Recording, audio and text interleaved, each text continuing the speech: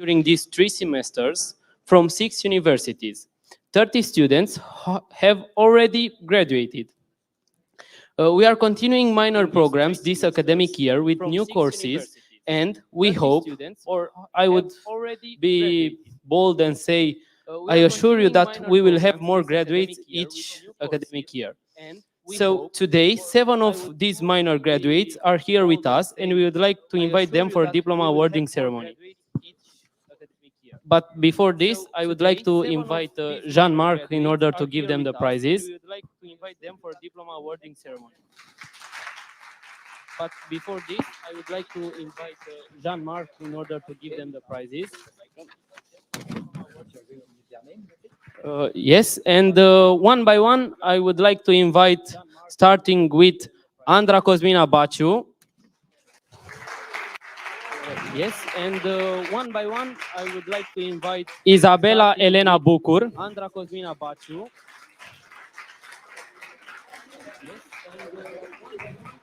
Roxana Elena Diaconu. You can sit there. He's going to front. Okay. Roxana Elena Diaconu. Norefsan Cesur. You can sit there. Okay. Oh, okay. Norefsan Cesur. We will go. You can move there. Acolo se face poza. Okay. Norefsan Cesur. Norefsan Cesur.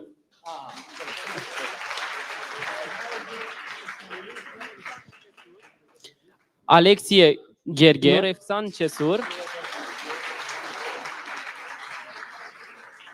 Many ladies. Alexie Andrei Vasile.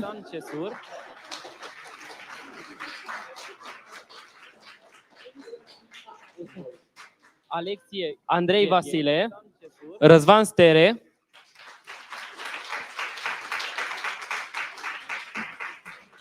Alexie Andrei Vasile. Răzvan Stere.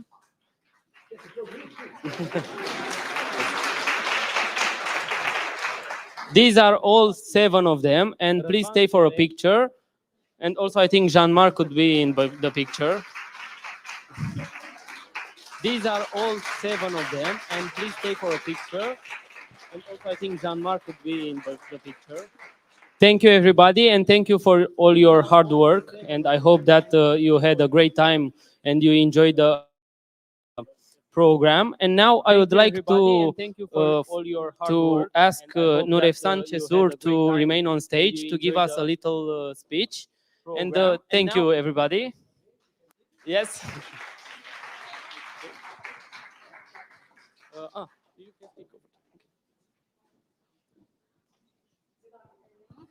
Is it working? Yeah. So my name is Nurefshan. I am UTCB student. Today I am honored to represent all the graduates of the EU-CONEXUS mining programs. Even though now our journey comes to the end, I would like to briefly take you back to the beginning. We were very lucky about this impressive opportunity, and for many of us, it was a fantastic way of opening our horizons and trying something new outside from our own area of study. We saw it's a chance to develop in multicultural environment and to discover a different academic approach. Even we choose different courses, we share the same enthusiasm to learn, to connect with new people, and the long-lasting relationship.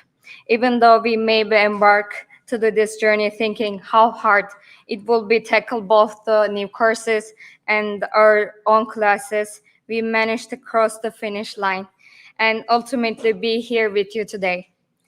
The courses were very insightful and the professors were very understanding and open to help guide us in the right direction. And the experience and the memories we were blessed with, and it will stay us forever. We want to take this moment to thank EU-CONEXUS for offering us a new path and to follow throughout our academic year. And we hope to maintain this beautiful relationship as alumni of this great program. Thank you so much.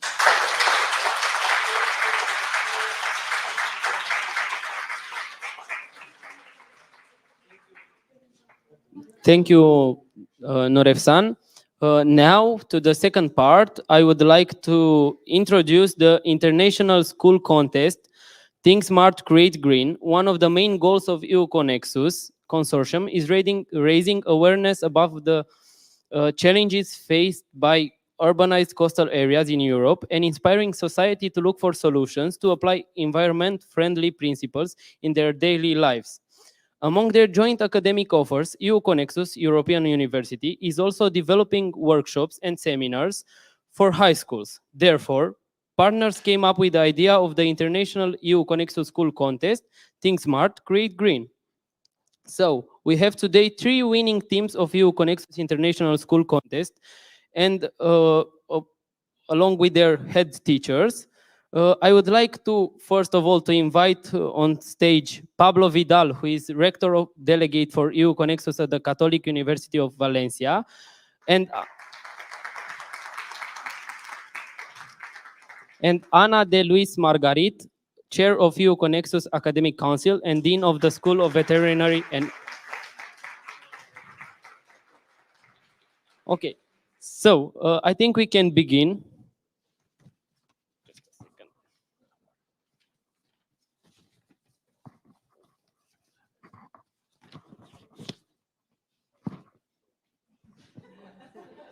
Thank you.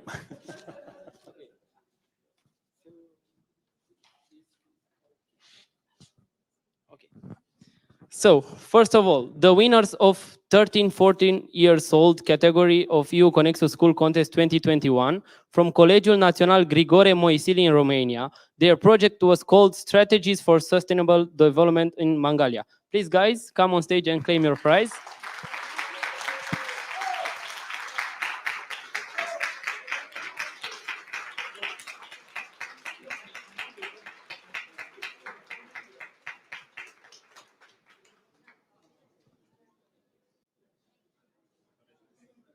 Congratulations. The 2 winners of EU-CONEXUS School Contest. You can come here and we will make a group picture after this. Okay. The 2 winners of EU-CONEXUS School Contest 2022. The Smart Small Team. Winners of 12-14 years old category from Psychico College in Athens. I hope I didn't misspell their name.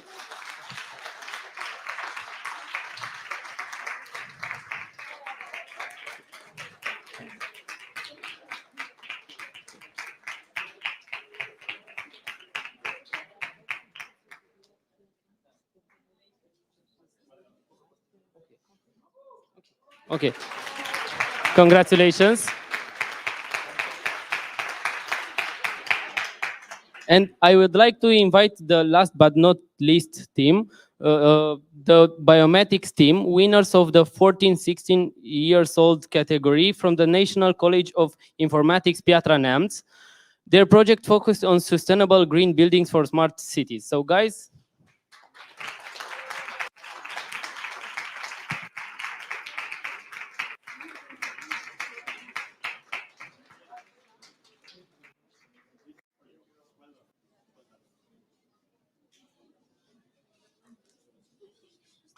so you can...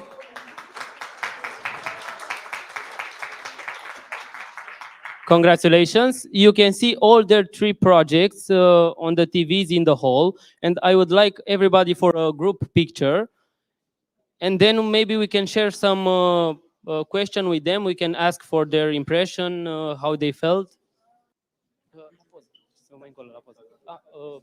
You can enter the picture also with them. Yeah. A little bit too crowded, but...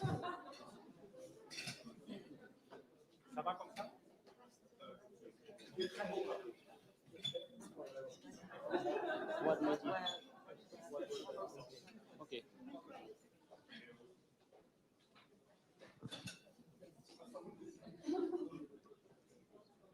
Cheers. Cheese. Okay. Congratulations. And I would like to ask some questions. So I will start with Biomatics team because they are near me. Guys, what was the motivation behind the project? How you felt? How was this experience? Basically, the main motivation for us was the idea to create a city where everyone can live more healthy and live with a wish to become more healthier and to become more attract to their city, because we wanted to implement some we basically wanted to implement some technologies which can help people to uh, live a healthier life, basically. Thank you. From Smart Mall team. Hello. The same question. I can repeat it. What was the motivation behind it, and how did you felt? You liked it? You enjoyed it? The motivation. Basically, we created a mall and where everybody can shop more happily and definitely more efficiently, where more features in the malls app can help you find shops easier and generally make shopping a more happy and easy experience for everybody. I think everybody enjoyed the making of the project, and it was a very nice experience for everyone.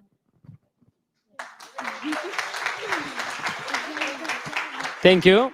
And also, the winners of 2021 edition, they don't have a name, but maybe they want to be named. I will name them Wildcats, maybe, from High School Musical. Okay. So, what was the motivation, and did you enjoy this experience? Yes, we enjoyed it very much, especially when we won the contest. Um, so, the motivation is basically we wanted to raise awareness on the situations of the coastal areas in Romania, which are pretty much not in a very good state. If you go to Romania, you will see. And we wanted to come with some solutions. I don't think the government will listen to us. I don't think they will get our message. They're more interested in other things. But overall, I think it was a great experience, and we enjoyed it very much. Thank you.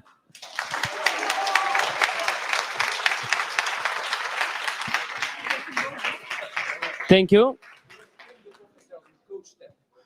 Yes, of course. And also the coaches, the professors. Do you want to add anything?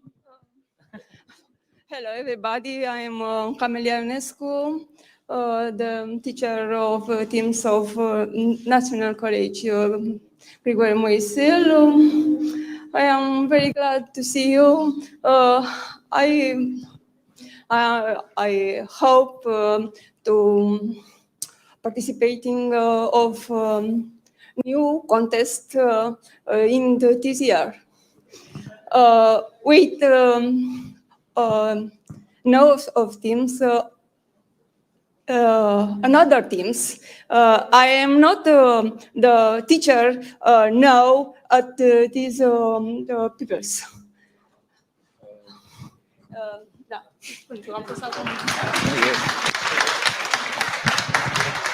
And also, I think we have. Oh, Okay, sorry, I'm a little shy. We are from Greece. It was a very happy experience for me because I'm a mathematician. All of this sustainability and all of this, it's a new word for me. And it was an opportunity to find a new word about sustainability. That's all. Thank you. Thank you.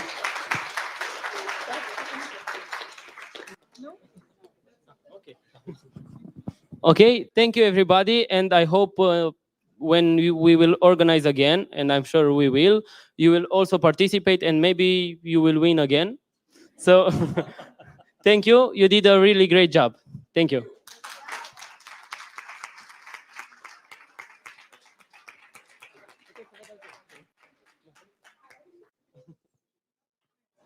Okay. We can proceed, and while the IT guys will open the video projector. Uh, Good. Okay. So, thank you, everybody. And now I will announce the attraction of this forum, because I think everybody needs a little bit of a small break, and we can play a game for this and have fun. So for this, I would ask nicely everybody to play a game named Mentimeter. And please use your mobile phone in order to scan. It will appear here, the QR code, or you can use the website and the code. But first of all, register to the Wi-Fi. You need internet for this. So please, if you didn't, you should do it now. While we are doing this, I can do some jokes, make some jokes. I have two prepared. Just a second. So, okay. This is the moment for my starting career in stand-up comedy. So, okay. So the first one is like this. I threw a boomerang a few years ago. I now live in constant fear. Okay. Okay, and the second one, and the last one. And the Lord said unto John, come forth and you will receive eternal life. But John came fifth and won a toaster. Thank you.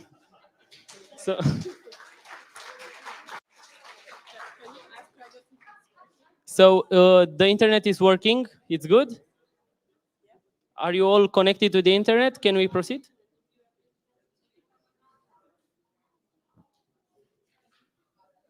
Okay, so just scan the QR code and we can begin. And one small request, the members of the governing board and management board should not play because it's not fair. You already know the answers.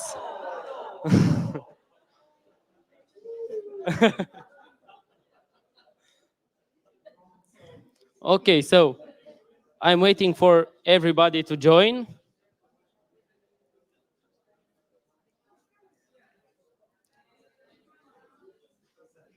And also don't forget to post the stories. I want to see a lot of stories with EU-CONEXUS on Instagram.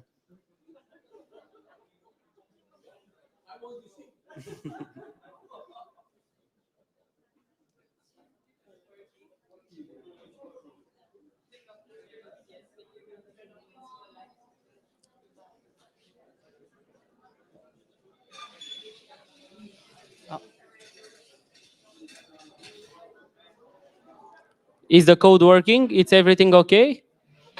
I see that we are 5 people, only 5.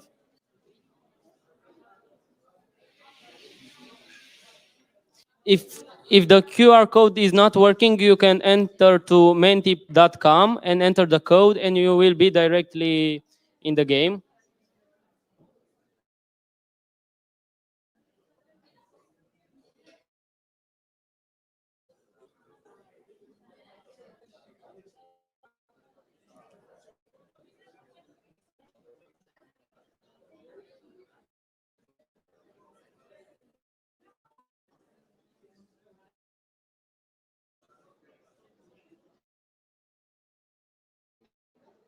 Twenty-three. No problem. Sadly, no more jokes, but I say the same ones. So.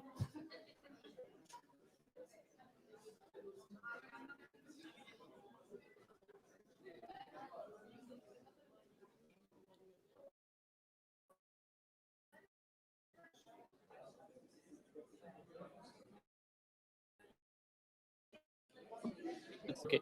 So everybody's in. We can start. It's very slow. Okay, so the internet is very slow.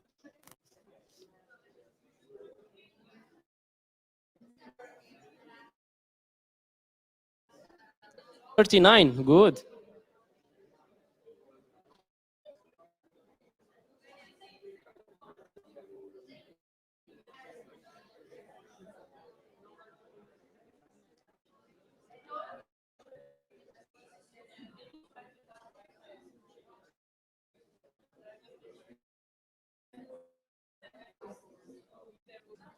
If the Wi-Fi is not working, maybe you can use roaming data.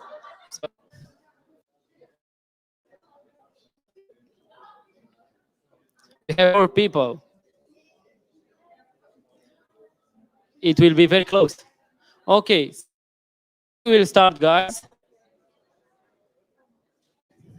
Oh.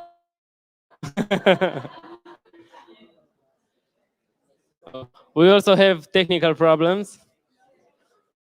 Okay, so are you ready?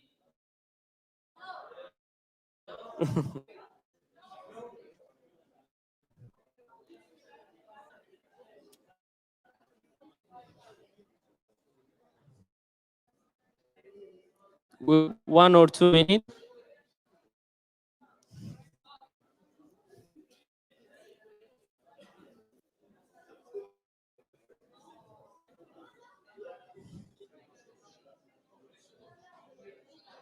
Okay.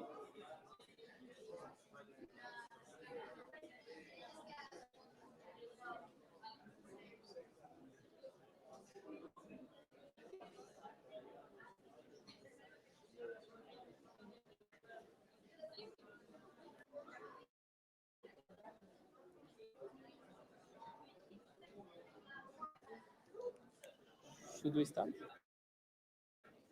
Okay, so everybody, we will start in 5, 4, 3, 2, 1, go. Oh, so you need to answer very fast to get more points. Where have EU-CONEXUS students underwater archaeology? Valencia, Athens, Zadar, Waterford. Make your pick.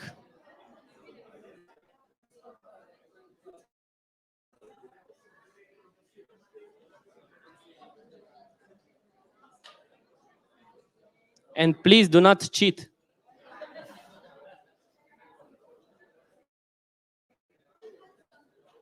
So we are waiting. Internet is very slow. Zadar is the correct answer. Congratulations. Let's see the leaderboard. Oh, UTCB is first. Because he was the fastest. Okay. Are you ready for the next question? Second question. Be prepared. This is a picture of Zadar, Andorra, Valencia, La Rochelle. What might be?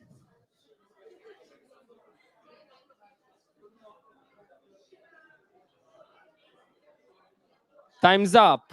La Rochelle. Good job, everyone. Let's see the leaderboard. Oh.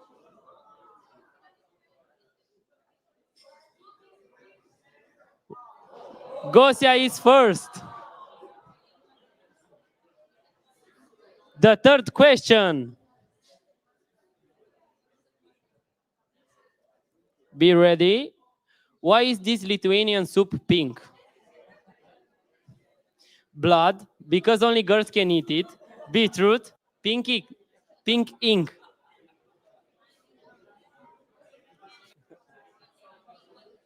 I saw you. Correct answer, beetroot. So let's see the leaderboard.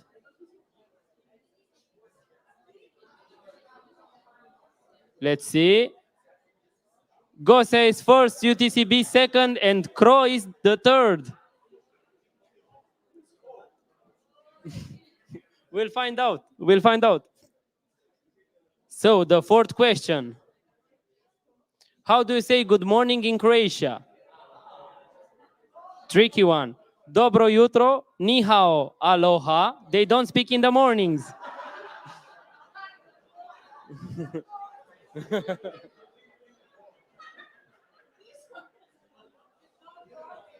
Let's see the correct answer. Dobro jutro. So they speak in the mornings.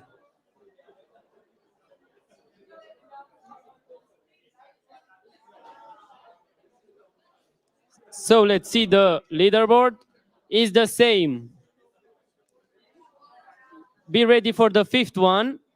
Here it comes. Svaristo is a Greek word meaning seashell, hello, thank you. It's not even Greek.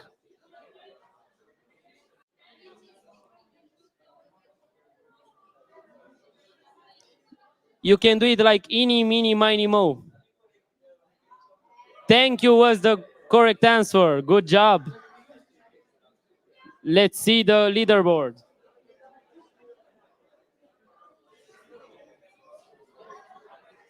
So we have the same. Oh, Eric Monteiro is the third. Good job. Get ready for the sixth. Neringa is a woman's name, project manager, municipality of Lithuania, all correct.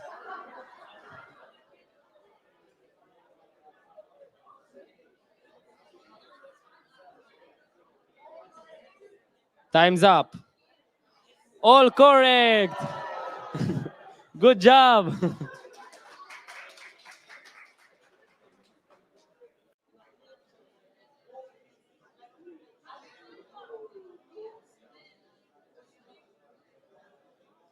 Oh! So now we have Andre on first, Amalia on second, and R on third.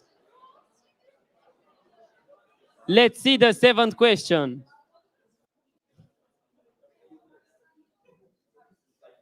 What does SMARTS mean? A lot of Smurfs, smart urban coastal sustainability, nice way to say sucks. So many universities can sign. This is a good one. So let's see. Good. Let's see the leaderboard.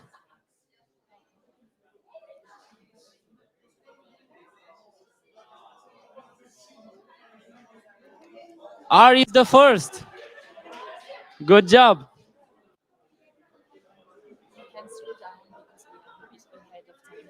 Ah, okay. Eighth question.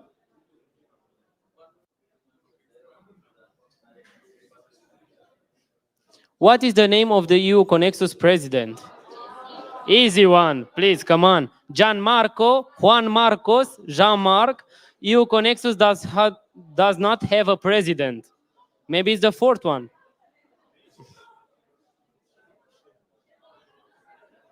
And the correct answer is the one and only Jean-Marc. Are you ready for the leaderboard? We will wait 5 seconds. 4, 3, 2, 1. Let's see.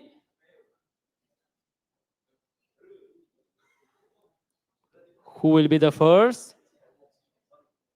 Amalia is the first with just 1 point. So the last question will be very, very interesting. And now I know that you hate when you watch TV and it's the last question and the prize needs to go to someone else, and the moderator takes more time and discuss, and he doesn't start the question. And it was a very great day, and I'm very happy that everyone is here.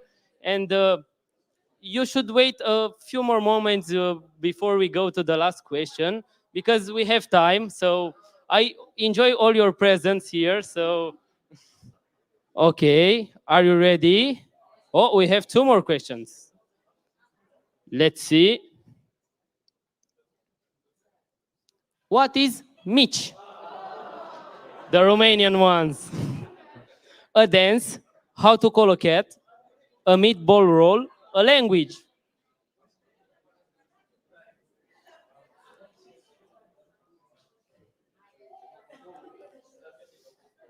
So let's see. A meatball roll. What a plot twist. Tricky question. Are you ready for the leaderboard? Let's see.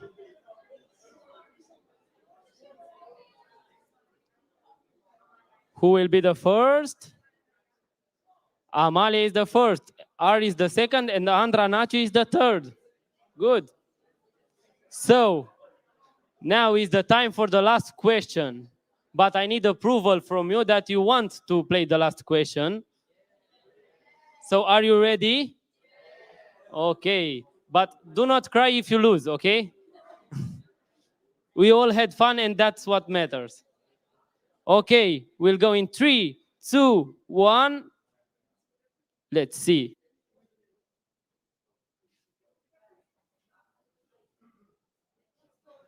I hope the internet is going. It's not my... Please?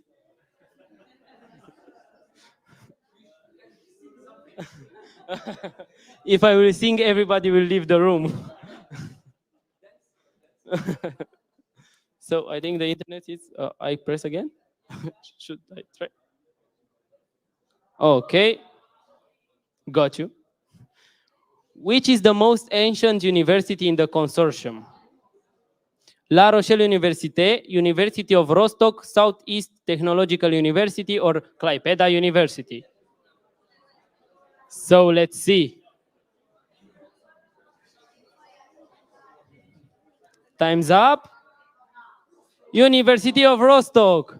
And now, this is the moment that all we have been waiting for. So, are you ready to see who is the winner? The winners, because we have 3 winners. So, let's see. Let's see. I think we know who is the winner. Congratulations to Amalia, which is the first one.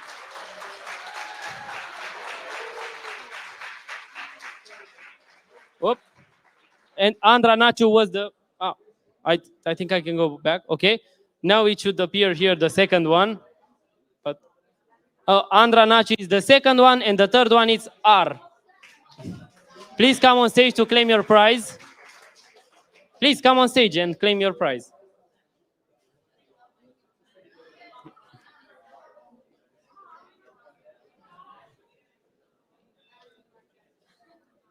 I hope that she didn't cheat and saw the answers. So, okay.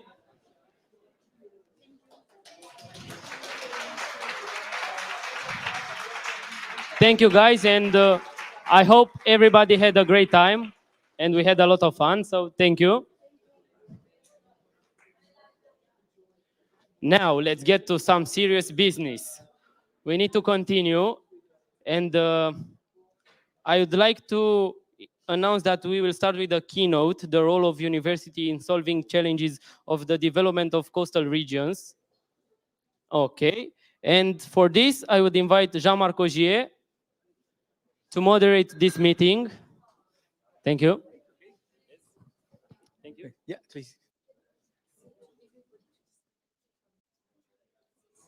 Okay, Christelle asked me if it's possible for you to disconnect from the multimedia in order to increase the passband. And there is a streaming, so if you are still connected, the streaming will not work anymore. So as it was announced, that we are going to have a keynote now. Initially, it was thought that it would be given by the European Commissioner Sinkevicius. Unfortunately, he couldn't come, so we have the pleasure to welcome Simonas Satounas, who is the head of cabinet of the European Commissioner. So if you want to come with me, please. And his keynote will talk about the role of university in solving challenges in the development of coastal regions. Just to tell you, here you have many people coming from all over Europe, from the 9 campuses. You have some rectors, you have some vice rectors, you have some external advisory board who are advising our university. You have some students, you have some professors, all of them working together in the construction of this university, which is specialized on smart urban coastal sustainability. This is the topic of our university. So please, the floor is yours, and we can listen to you. Okay.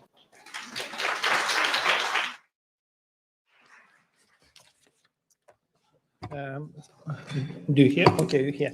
So Again, warm welcome to Brussels, I understand, to every one of you. And after the very entertaining, I understand, the joyful part, it will be boring, so I have to say. No, but first of all, let me apologize on behalf of Commissioner Sinkevičius, who really wanted to be here because he always wants to be with the young and innovative and academia audiences, but today, unfortunately, due to his personal reasons, he cannot be there. So that's why I will make some comments and maybe remarks on behalf of him to you. So first of all, again, welcome you all here. And let me start by saying that obviously solving the challenges of the coastal regions has always been hard, but today even more harder when we see what's happening in the world. And when the world is really encompassed by the events that really influencing not only environment, not only our societies, but there are a lot of big geopolitical changes. So, but we need not to forget that the climate change, pollution, exploitation have really caused a decline in biodiversity, which is so much in the heart of my commissioner and in his portfolio, really damaged the marine ecosystem and really ultimately impacted the less productive ocean. And its crucial role in regulating the weather is hampered, and the I'm sorry. And because of a less productive ocean, obviously it's creating extreme events such as floods, such as droughts and heat waves. But we believe that it's not too late to act, and we really need to reverse this negative trend, as we need to reconcile the economic recovery with environmental protection. So we always talk about economic recovery, we always talk about the big economic challenges, but we think that we are able and we must reconcile this recovery with the environmental protection and to shift to more sustainable growth. And sustainable growth, which is the essence of the European Green Deal, sometimes, well, maybe several years ago when this mandate of the Commission started, Green Deal was on the agenda and is on the agenda. So that's why the Green Deal and the sustainable growth is really extended logically to maritime and coastal economy. And what does it mean, the sustainable growth? What does it mean for blue economy? From our point of view, it means that growth and yes, not only income, but it's much more. So what is it, blue economy much more? So first of all, it's really preserving the natural capital of marine and the quality of life. Secondly, produces health, food, and medicine, and obviously invests in the innovation. And more on blue economy. So what kind of a growth? The Commission is proposing to transform the ecosystems or systems radically. So we ask blue sector, not only traditional ones, which is, first of all, like shipping or fisheries, to emerging ones like offshore energy production, to switch to much more new business models and to different business models to reduce the carbon footprint and become much more circular. Obviously, it is not easy. It's not going to be easy, but the EU has been laying the solid ground already for this circularity or for this agenda for the last 15 years. So it's not too young, the ambition here. The thing is that it's not only the work that all the players and all the sectors work together for this transition, but this joint effort, a collective process that the member states, regions, large and small businesses, scientific communities like yours and local groups and general public are key here in this ecosystem on trying to work on the sustainable blue economy.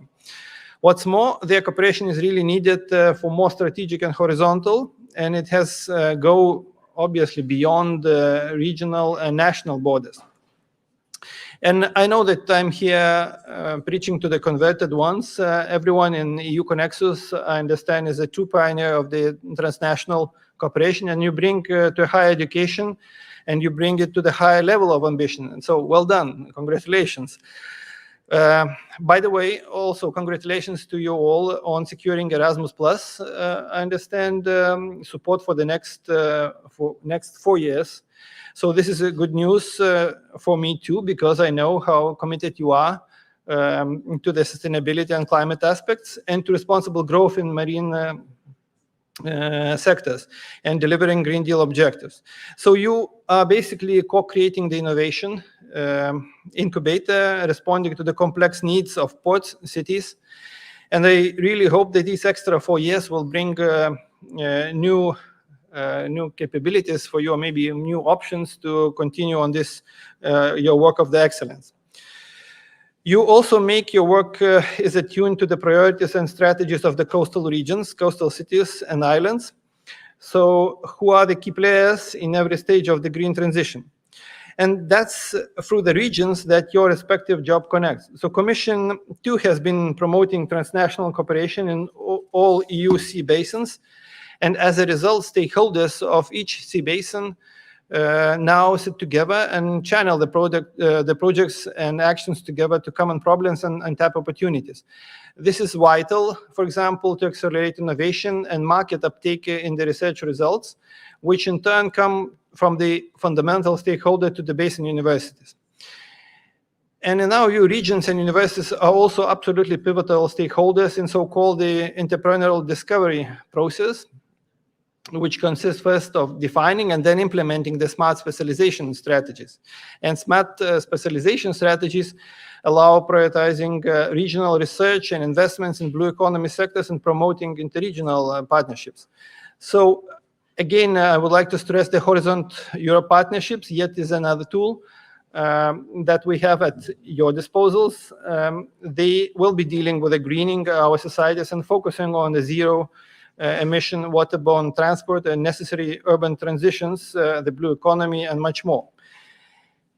And under the same vast research and innovation instrument, Horizon Europe, we are now placing specific focus on the ocean and climate through the new EU missions on the ocean and waters and adaptation of the climate change. So this ocean mission in particular aims to help to restore health of our ocean and waters within the decade.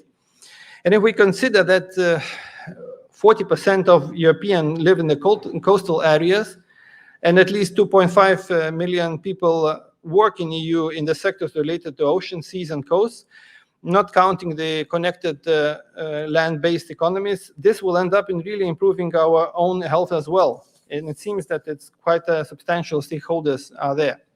Imagine how important your role becomes when we talk about these numbers and these opportunities. Whatever your field of study, you can feed into the mission knowledge system, develop and deploy innovative solutions, share your experience. Directly or indirectly through your research work, you can help restore marine ecosystems, reduce pollution at sea, and make blue economy much more circular and climate neutral. That's why we strongly invite you to keep an eye on the new wave of calls of the proposals that are soon about to be launched. And also, I urge you to adhere to the mission charter, Ocean Mission Charter. This charter is simple, inclusive, and inspirational framework that is open to all. The purpose is to enhance the cooperation between partners, align intent, mobilize resources, and carry on activities to deliver the mission objectives. So once again, please join in online, describe how you are contributing to achieving the targets in each sea basin and how you are improving the life of many. And so to conclude, to repair the damage and to start ocean responsibility, we need really innovative solutions.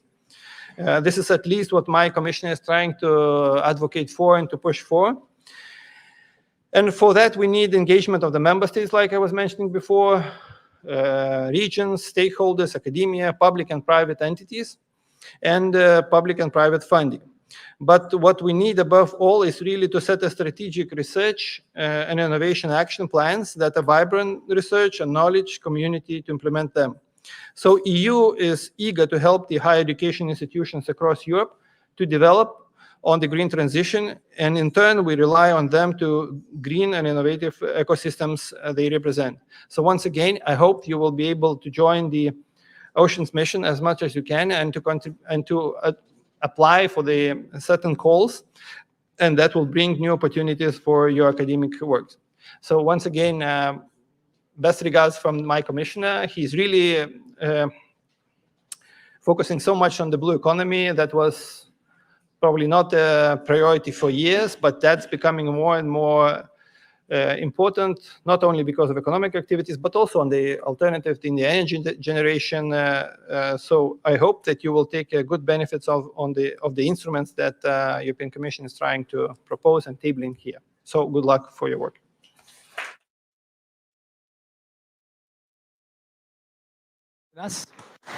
We are a little bit in advance. Would you have a few minutes for discussing with the community? Maybe there are some questions regarding the presentation that has been done today.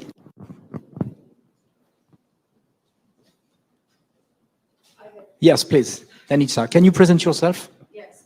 I'm Danica Ramljak. I'm from the World Bank, and actually I'm serving as external advisory board member of the EU-CONEXUS. I would like if you could comment on the current status of the implementation of European Green Deal. Please. You accepted to respond. I think, we are debating quite a lot internally because obviously now the world is under huge, and not Europe, the world is under the huge pressure of the immediate challenges. But what we're trying to say that long-term vision has not to be lost. What is important, our commitments to 2030 targets and to 2050 carbon neutrality, so is there. What Commission was able to table the legislative proposals on in the overall package of the Fit for 55 on the reduction of CO2 emissions by 2030 and 2050. Then that's on one part of the direct impact on the climate change, but on the other part, also there are quite a lot of things that in my commissioner's portfolio we were pushing and adopting. So let's say this summer we were able to adopt by the Commission the nature restoration law, which is going to be, we believe, it's a first kind of a legislation in the world. But obviously the member states and European Parliament has to negotiate to the final outcome in the trilogues. But we should not stop here, and we will not be stopping here, because we need to address increase the pollution in water, in air, excessive packaging. So this is what the Commission is still working, and we will be tabling the legislative proposal. So one part is to address the reduction of the CO2 emissions, which is already proposed by the Commission and negotiated. It's an enormous package. Another part is the pollution and environment-related legislation and ambition. So I would say there are good grounds to move ahead, but it's always important not to forget the challenges that we have. So long-term and short-term. So this is the debate that we're having and moving ahead. But I think that the critical voices and support from the society is also important so much that short-term problems or challenges are not directly being, not pushing away the long-term vision. Thank you. Isabella, yes? I'm the executive, I'm the director of EU-CONEXUS, and I wanted to ask, so we as a university alliance, a European University Alliance, we try to establish close relationships, we try to establish a socio-economic environment for knowledge transfer, for actively interrelating with the socio-economic environment within our regions. We have a roundtable just after your speech where we go into the details of how we can establish these kind of relationships more stable and more sustainable. And I just wanted to know, in your commission, within your areas of work, are you acquainted to what universities do, how they act in their regional environment? Do you personally, or also within your services, have close contacts to universities, or is this a world a little bit apart from what you are working in? I think that universities, we are trying to use the knowledge and your engagement in the particular areas. Obviously, when there is a stakeholders consultations on when the legislation is being prepared. So it's important that in the member states and across Europe that universities, academia participate in these stakeholders and when the impact assessments are being done. So obviously are there. Probably we're not holding too much of the events directly with the universities at the political level or commissioners level, but sometimes we have roundtables on the particular, I would say, maybe topics. And let's say on blue economy, we're trying to push really businesses, which is innovative businesses, probably they are also working with universities, try to come to us with a maybe new innovations, new technologies, and new agenda. So first, it would be easier to understand what's upcoming in next decade or maybe 2 decades. So I'm sure that there are much more other avenues that you are being using. Try to share your knowledge with the on the European policy making or decision making. But directly, I would say not always we use, but we use. Thank you. Another question or comment?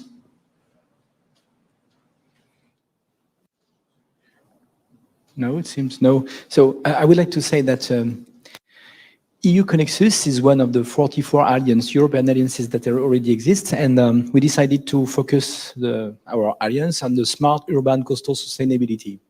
So the philosophy of our approach is to have a holistic approach from different points of view to solve the problem of the sustainability on coastal areas, which are particularly threatened by the climate change and the rising of the ocean. So from the philosophical point of view, we are training students with a lot of interdisciplinarity. We're trying to boost interaction with socioeconomic environments in order to understand what are their needs today, what will be their needs for tomorrow, and to prepare ourselves for serving these challenges. And at the same time, think about research-based solutions, natural-based solutions in order to solve the long-term questions that you were talking about. So we're developing something which try to conciliate both the long-term and the short-term, allowing our ecosystem to provide brains which are able to tackle complexity. And this is very important. This is very important to share this with you because you are at a key position for this. And I would like to emphasize the question that was raised by Isabella concerning the interaction with the regions. My feeling for the moment is that we don't have the map here, but if you could see the map of EU-CONEXUS, you could see that we cover all most of the coastal areas of Europe. So we can have comparative approaches and things like this. And the feeling that I have today is that the regions did not catch the opportunity to use the university in order to change the world. So maybe, I don't know if you can help us for this, but it would be very nice if you could help us to address this question with the region, because we would like to serve them, both private and also to consider the public policies. I don't know if you have a point of view on this, but it's very important for us because we want to break the bridge, to create a bridge between the socioeconomic environments and the university. When you were talking, I was thinking about one maybe element. One element is obviously that our seas and oceans are under the huge stress of the pollution, but also stress of the diminishing fisheries and fishing opportunities. This is another part of my commissioner, which is always need to also be mindful about the stocks in our seas and oceans, but also on the other side to be mindful about the social economic impact on the coastal communities and fisheries communities. So that's why I think even recently I was in Helsinki trying, we were talking about the Baltic Sea and how Baltic Sea is under huge pressure because of the pollution and reduced fishing opportunities. But on the other side, that's why we're probably regional programs and your ecosystem of academia can come into the support. It's how to transform the social economic communities from one economic activity to another one. Because it's obviously a challenge, not only about the climate change, not about the reducing the pollution, but how to help the people to find new ways of the economic activity that would expand their opportunities. So that's why we're trying to talk more and more about the blue economy and opportunities what are in the blue economy. So I don't know, maybe if you can help or you can be at the service of the regional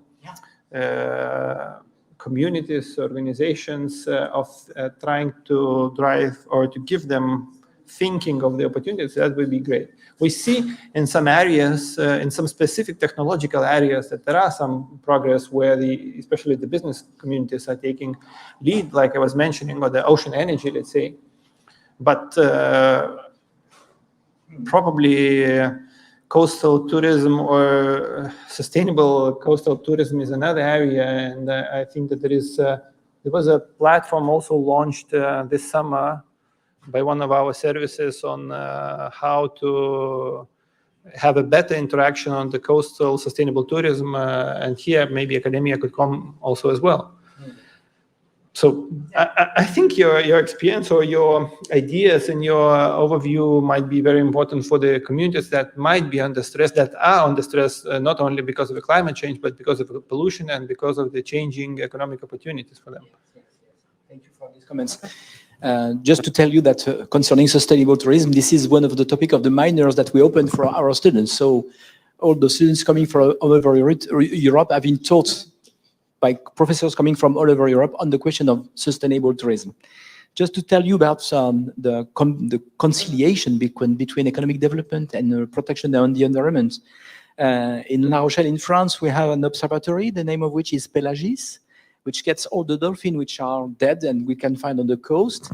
And we take the dolphin, analyze the reason for which they are dead, and then discuss with the fishers in order to see how we can change their practice by still keeping the good business for them, but by at the same time protecting the environment. So this combines also technical problems, social problems, business problems at the same time. This is exactly what we are trying to do in order to find the good path for conciliating all these constraints. And we are trying to create these brains able to consider this kind of approach. It's very important for us. So if you need, we can help you for that, and do not hesitate to ask us. We have 5,000 researchers working on this topic now in EU-CONEXUS.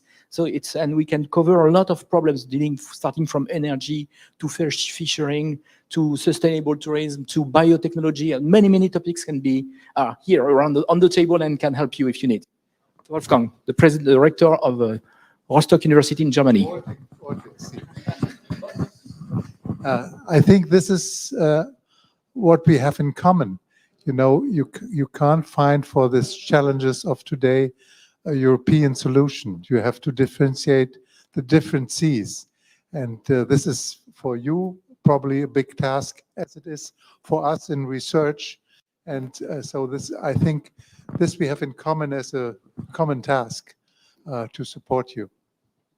Yes, absolutely right. I think that problems within European seas are rather different. If you look at the Baltic Sea, it's the sea which has probably the biggest challenges, environmental challenges, and then that has consequences on the fishing opportunities and also economic.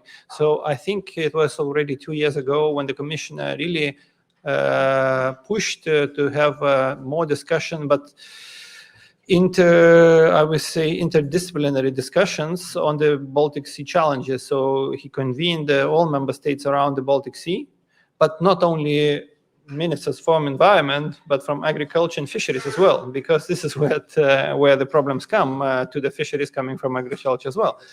So member states and countries did some pledges, but we need to review how the pledges that they have pledged are being implemented. And this interdisciplinary approach, breaking the silos, are key. And you are right that what problems has the Baltic Sea, probably they are different from Mediterranean Sea and other seas. But thank you. Any last question? I see that the people who will participate to the next roundtable, they are ready. So thank you very much for your talk, and EU-CONEXUS is at your disposal for anything. Do not hesitate to contact us. You have an intellectual support that you should use for this may help you, the European policy. Thank you for coming. Thank you very much for coming. And good luck. Thank you very much. The floor is yours.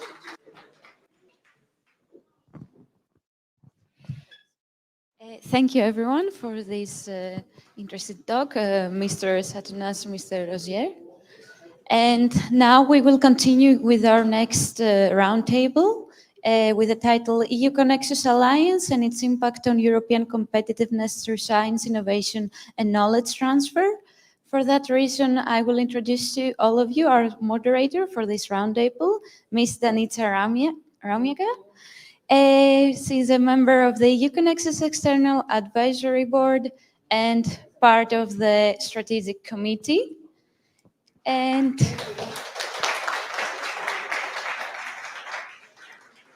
she's a senior expert for science innovation in the World Bank. And thank you very much. Thank you. Is this working? Can you hear me? Good afternoon, everybody. It is a pleasure to be here, and actually, I really enjoyed listening to everything today. And I hope that, it's afternoon. It's always a challenge after lunch to keep people interested. But I have some distinguished people who will join me in a minute, and I would like you to give them one round of applause before they even start. So, clap them. So I would like to call upon the Professor Biomatics to come here. And then also Ms. Stephanie Mikulec-Perkovic from the city of Zadar. Hello. Also, I would like to call Professor Fidel Echevarria. And from Lithuania Maritime Cluster, Professor Sutnik. How do I pronounce your name? Sutnikas. But I'm not a professor. Okay. I'm not trying to be That's one. fine. But anyway, first of all, I would like to, you heard about me. I'm Croatian. I would say, just in honesty, I also am American because I spent 25 years in US. And before I introduce my colleagues here, I would like to say that for me, this is a great experience to participate as external advisory board member in EU-CONEXUS, and it has been incredible journey with you guys, and I really congratulate you on your success so far and on your success that is probably going to come in the future. One thing for me is that I work around the globe as a World Bank expert for science and education in Africa, in Eastern Europe, in Asia, and very soon I will start in Peru. So to see what's going on with European university initiatives, it's not only a great pleasure, but also it's a learning experience for me. So I really enjoy it. Now with all of that, I would like to introduce my colleagues here, starting from Professor Biomatics. Professor Biomatics is in the Laboratory of Molecular Biology in the Department of Biotechnology in the Agriculture University of Athens. Okay, now please, once more. And he's head of the EU-CONEXUS Life Science Biotechnology Institute. And, of course, over the years, he has a great experience, 100 papers, lots of activities, but he will tell you about his vision in a few minutes. Then I have here next to me, Miss Stephanie. Stephanie Mikulec-Perkovic is from Zadar. Zadar, it's contributing significantly to, as all of your alliance members here, to EU-CONEXUS. Stephanie works for the city. She actually is heading EU department in the city.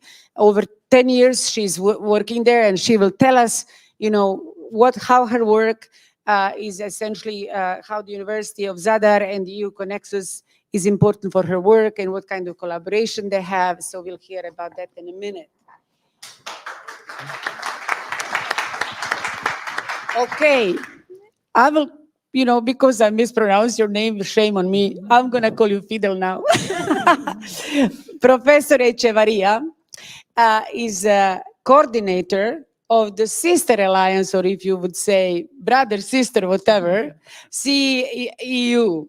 And of course, Professor is heading this entire team of alliances, where another Croatian university is participating, University of Split.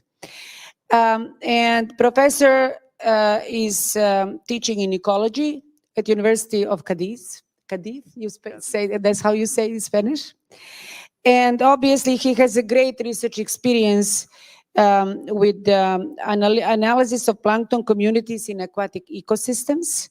He participated in 25 national European research projects, which is impressive, and in 15 oceanographic cruises. I find this very interesting and very contributing. And of course, published more than 60 articles, but there are so many other positions that I'm not going to read at this point. I'm sure that Professor, obviously everybody is agreeing that is very well accomplished as much as your colleagues here. Now, the maritime industry. Yes. Here we go. So this is a different perspective. So how do you pronounce your name? Sutnikas. Sutnikas, easy. See, I'm used to everybody mispronouncing my name, so please be, understanding. But anyway, obviously, we will hear from you about maritime industry in Lithuania, which will be very, very important, essentially contribution to hear what you tell us and how the maritime industry in your country is run. Obviously, you have a great experience in that field, and I'm sure that due to time, I would rather use for discussion. Obviously, you in your presentation, you can also reflect on some of your experiences. But before I actually will engage my colleagues here to speak, and I borrowed a watch, so I spent too long in America. We cannot overrun time. I would like to reflect personally on some accomplishments and kind of try to link what we just heard from the Commission representative on these topics and how the EU-CONEXUS has been or it will be contributing. And I essentially extracted from your previous project and from your current application. First of all, we heard about blue economy. And we hear about green economy. I ask about implementation of the European Green Deal. These are very important strategic topics for the Commission. And in my view, I'm going to summarize some of your accomplishments so far, which I consider very important for this strategic, and of course, fisheries. And you will probably say more than I will about, maritime sector. First of all, I think that you contributed and will be contributing significantly, along with the Sister Alliance, in the development of the right skills for the blue economy, for the new generation of people who are sitting here, who will, through education programs that you are offering, have excellent skills that are important. And I just would like to say, when it comes to the implementation of European Green Deal, one of the hampering issues that I'm aware of, because I'm following it big time, is that there is a lack of skills to properly implement European Green Deal. And the same thing is with the blue economy. The big accomplishment, obviously, and contribution, as Jean-Marc was trying to say, your alliance and your alliance as well can really contribute big time in this aspect. Second thing, I think, and of course you did very important thing, and I will cover this on skills. You did mapping. Uconnects did mapping of the essentially very important skills map, which was done and accomplished with the input of the private sector, which I consider extremely valuable. So this was one of the great accomplishments so far. And I think the Commission, the local governments, the private sector should be looking upon not only who you educate for their future and their future workforce, but also in things like this. Because private sector very, very often says, we would not like to engage or hire somebody because people do not have right skills. Now, do you have a very successful project, in my view, that you have accomplished where both of you are collaborating, two alliances, and that is Research for Society. Research, as we all agree, education and quality of education comes, first, but research impacts on the quality of education, big time, particularly at the master and PhD level. And you are essentially focusing on blue economy, you are focusing on things relevant for the Green Deal, and I find that very, very interesting. Obviously, but through your talk, we will hear the alliance and universities within the alliance are making huge impact on the local communities. And not only the local city community, but also the regional community. And as Jean-Marc was pointing out, we would like to see this more and more. And I'm sure that more we speak about it and underline that, more will come. And I'm really glad that you asked the gentleman that, because having this pool of knowledge, all these 5,000 staff members and even more, it needs to be put in the right course. And what I also think, your pool of knowledge can not only go beyond regions and the cities where the alliance members are, but also with wider impact. I really liked somebody, the professor from Romania, my colleague, from External Advisory Board, said something very interesting this morning, which I fully agree.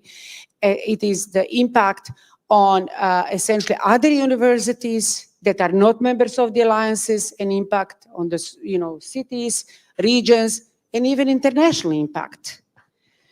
Now, when it comes to your future activities, I find it quite interesting, several things.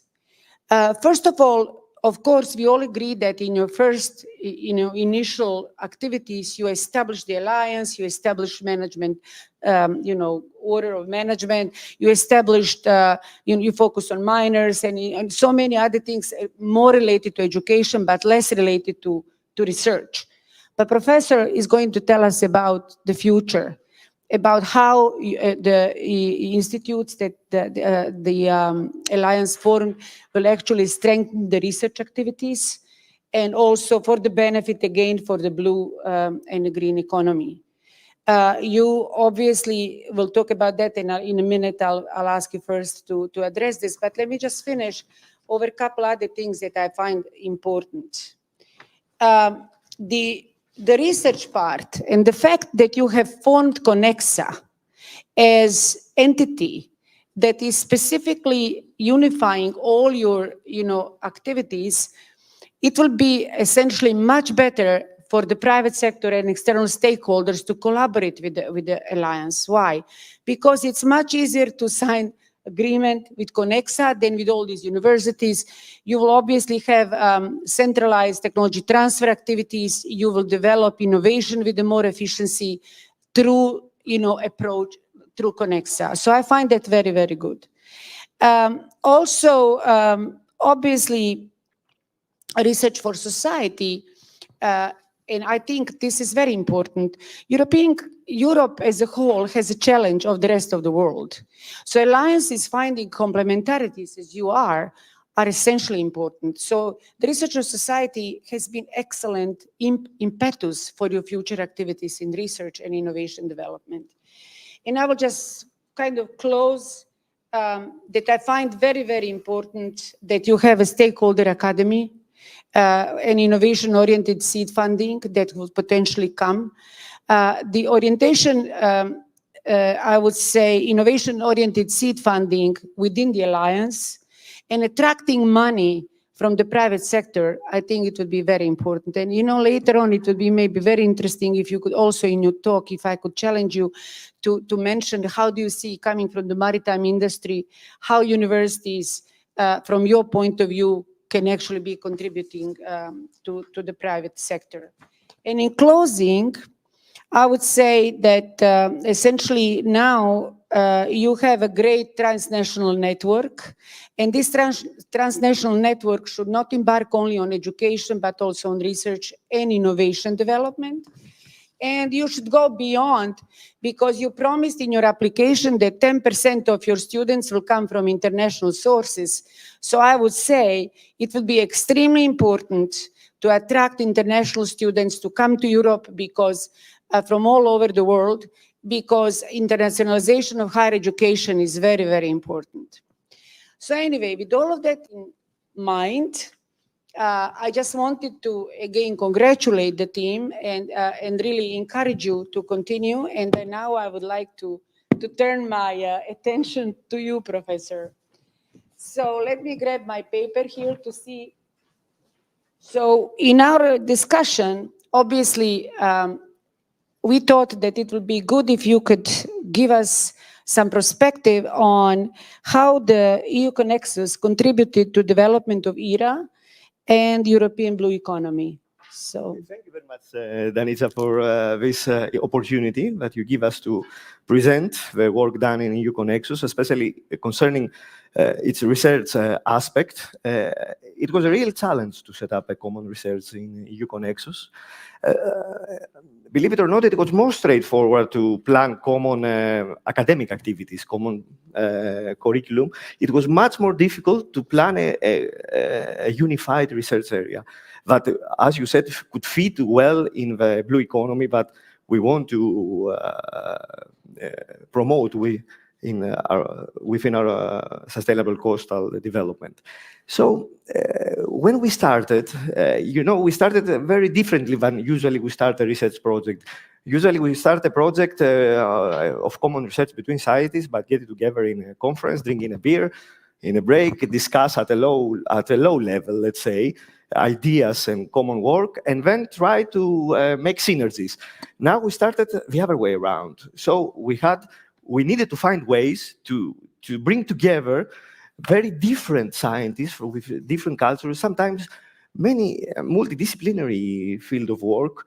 And at the beginning, when we were preparing the application, I remember day -30 probably of Uconnects, this was a real challenge. So what the vision was then, and I believe it remains now, was to try to find ways to bring the scientists together, closer together. Scientists working in our 6 universities now, it's growing, it's 9, and hopefully it will grow even more in the future.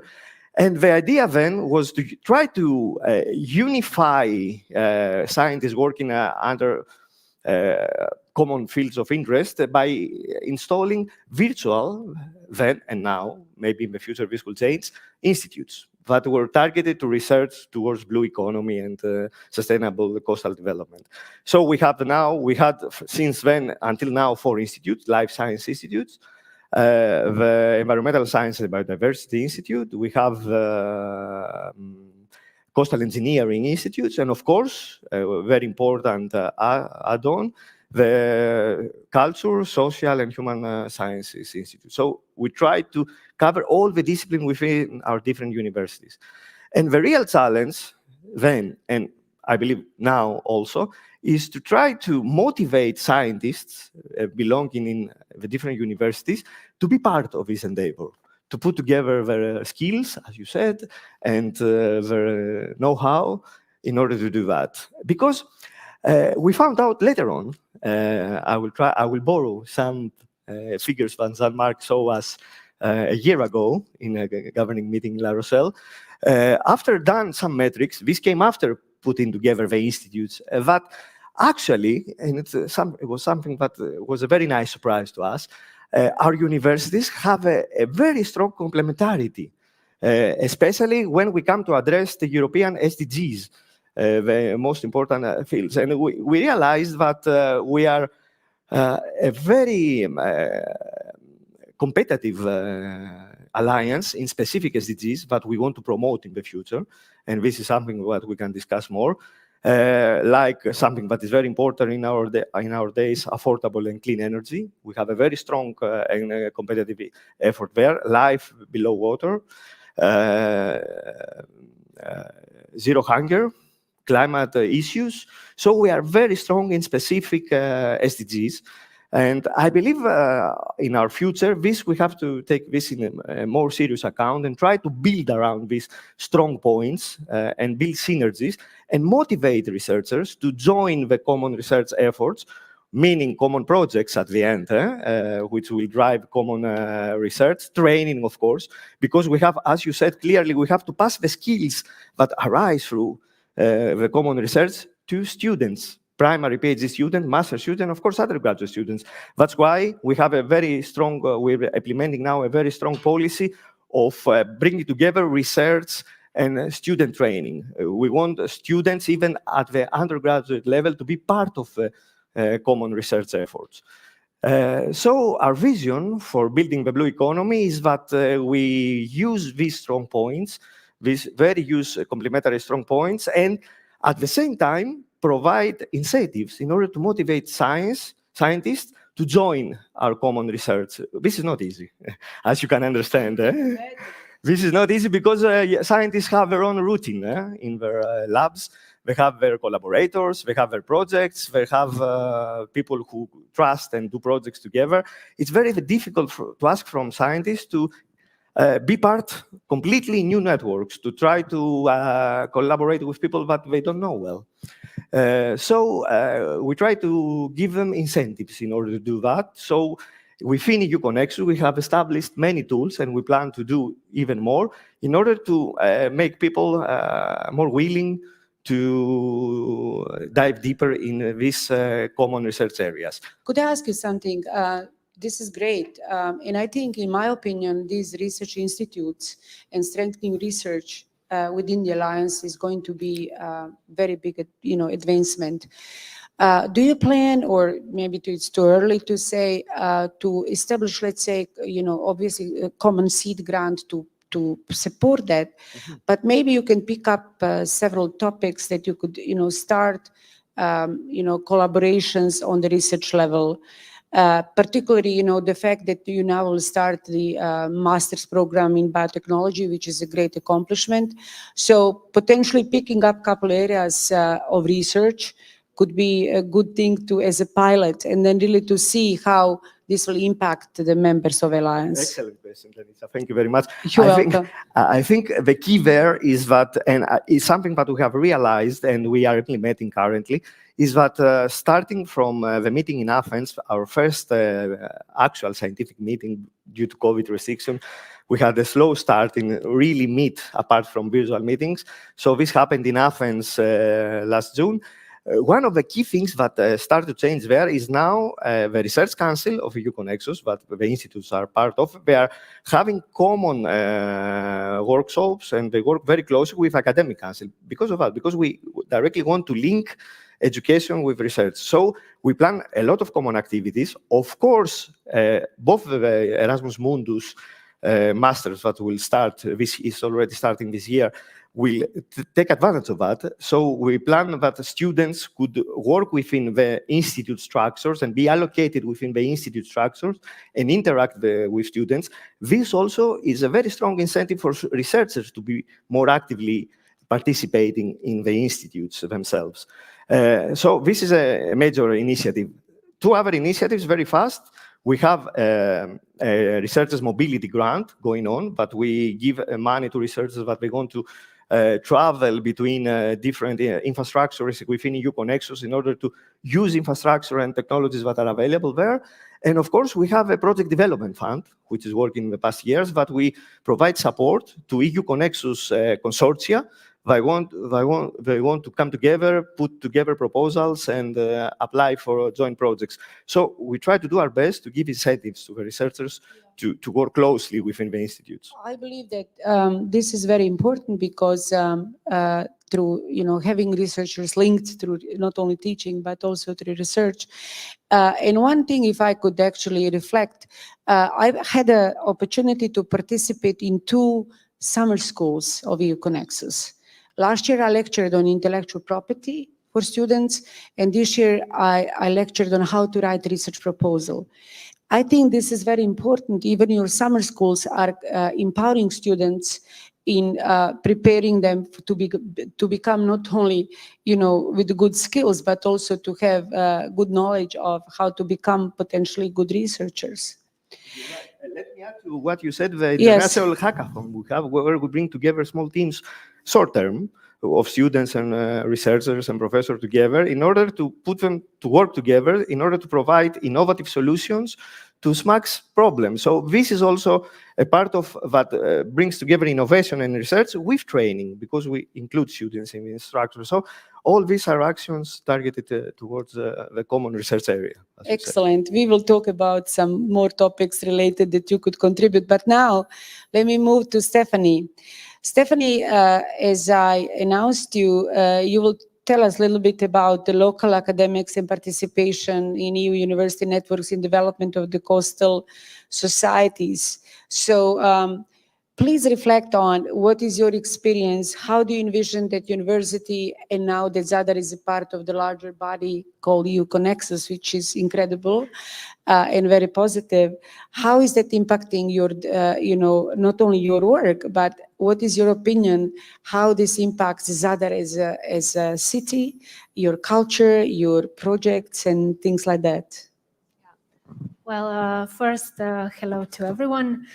Our first thought when it comes to any type of cooperation with university, which is for us very important, and we are very lucky to have, as a medium-sized city, such strong university in our region. We see every day in every action that we take as an opportunity to shape the community, to shape the world we live in every day and where we work and create. So every type of connection that we have, we really try to think with a question in mind. How can this contribute and how can this be translated to our citizens? And this for us is very important because we as a city have to think about all different sectors and aspects when it comes to living in a city and to being a citizen in Zadar. So what we had, for example, I'll just give you a few examples of the EU projects that we worked together on.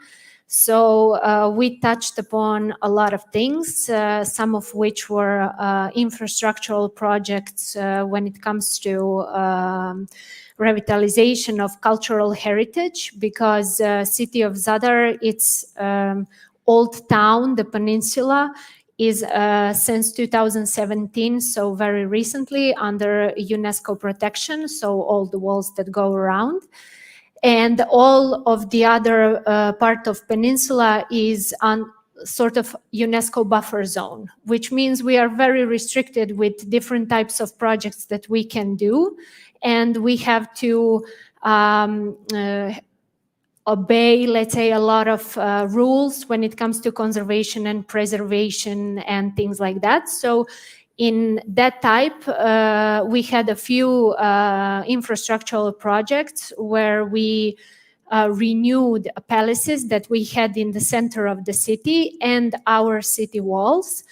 And we've involved in both of those projects our university, different departments, Department of Tourism and Archaeology, which oversaw archaeological digs that we had to do during the implementation of the project. And for example, our Department for Tourism had the segment of, let's say, trying to contribute to sustainable tourism and to give this knowledge to all the students that we try to include. And how we do this is in every project, we plan different workshops or different activities to go outside of our offices and to go and reach the community. So we had the summer schools of cultural tourism, international, which contributed to us by having researchers and students and established speakers and really important academics to transfer their knowledge to the students. This is maybe just an example when it comes to cultural heritage, but it's important because we are a 3,000-year-old city. So a lot of the things that we do, we have to take that into consideration. And we also now are collaborating with the university, which has its own infrastructural project that is actually resolving a brownfield area, so very unused capital for the city, and building its own building for the capacities of the university. So now this whole space will be put to use in educational purposes. Yeah. I'm sorry, I just wanted to ask you one other thing. Of course, I know you are not heading the private sector department in the city, but based on your experience, and of course, you know, this alliance and University of Zadar as a part of this alliance is focusing also on the collaboration with the private sector, and more to come will be, I would say, higher focus. And again, do you have any idea if, or you could share with us some examples from those activities? And then one other activity is, maybe if you don't mind, sometimes having university in the city is crucially important, because this pool of knowledge and people who are at university can help the city in development of strategic documents, in development of some financial instruments, you know, some sort of things that could be boosting the local economic development. So maybe if you don't mind to mention a few things. Yeah, well, when it comes to type of collaboration with the business sector, I'll just give few examples of how we started with a small project, like making a co-working space, and then transferred to, after implementing the project and looking at the impacts of the project, we realized that we are still far away from the community. So what we did in the next step was, through another project that also supported business cooperation, we put another co-working space in the university itself. So the university gave us space, and we've, through project, equipped it and renewed it. Now it was done because we wanted to inspire and try to encourage students to develop their ideas for future businesses, to try to collaborate with each other, to meet new people, to network amongst each other. So that was very important for us. But then all of that goes to building other business infrastructure that we as a city are in charge of, let's say like that. So we did business incubators. So we have all the steps from having an idea, having facilitators and moderators to help develop that idea, to transfer through steps, and to become a business in the end. So you have, it seems like, interesting collaboration. Yes. Very good.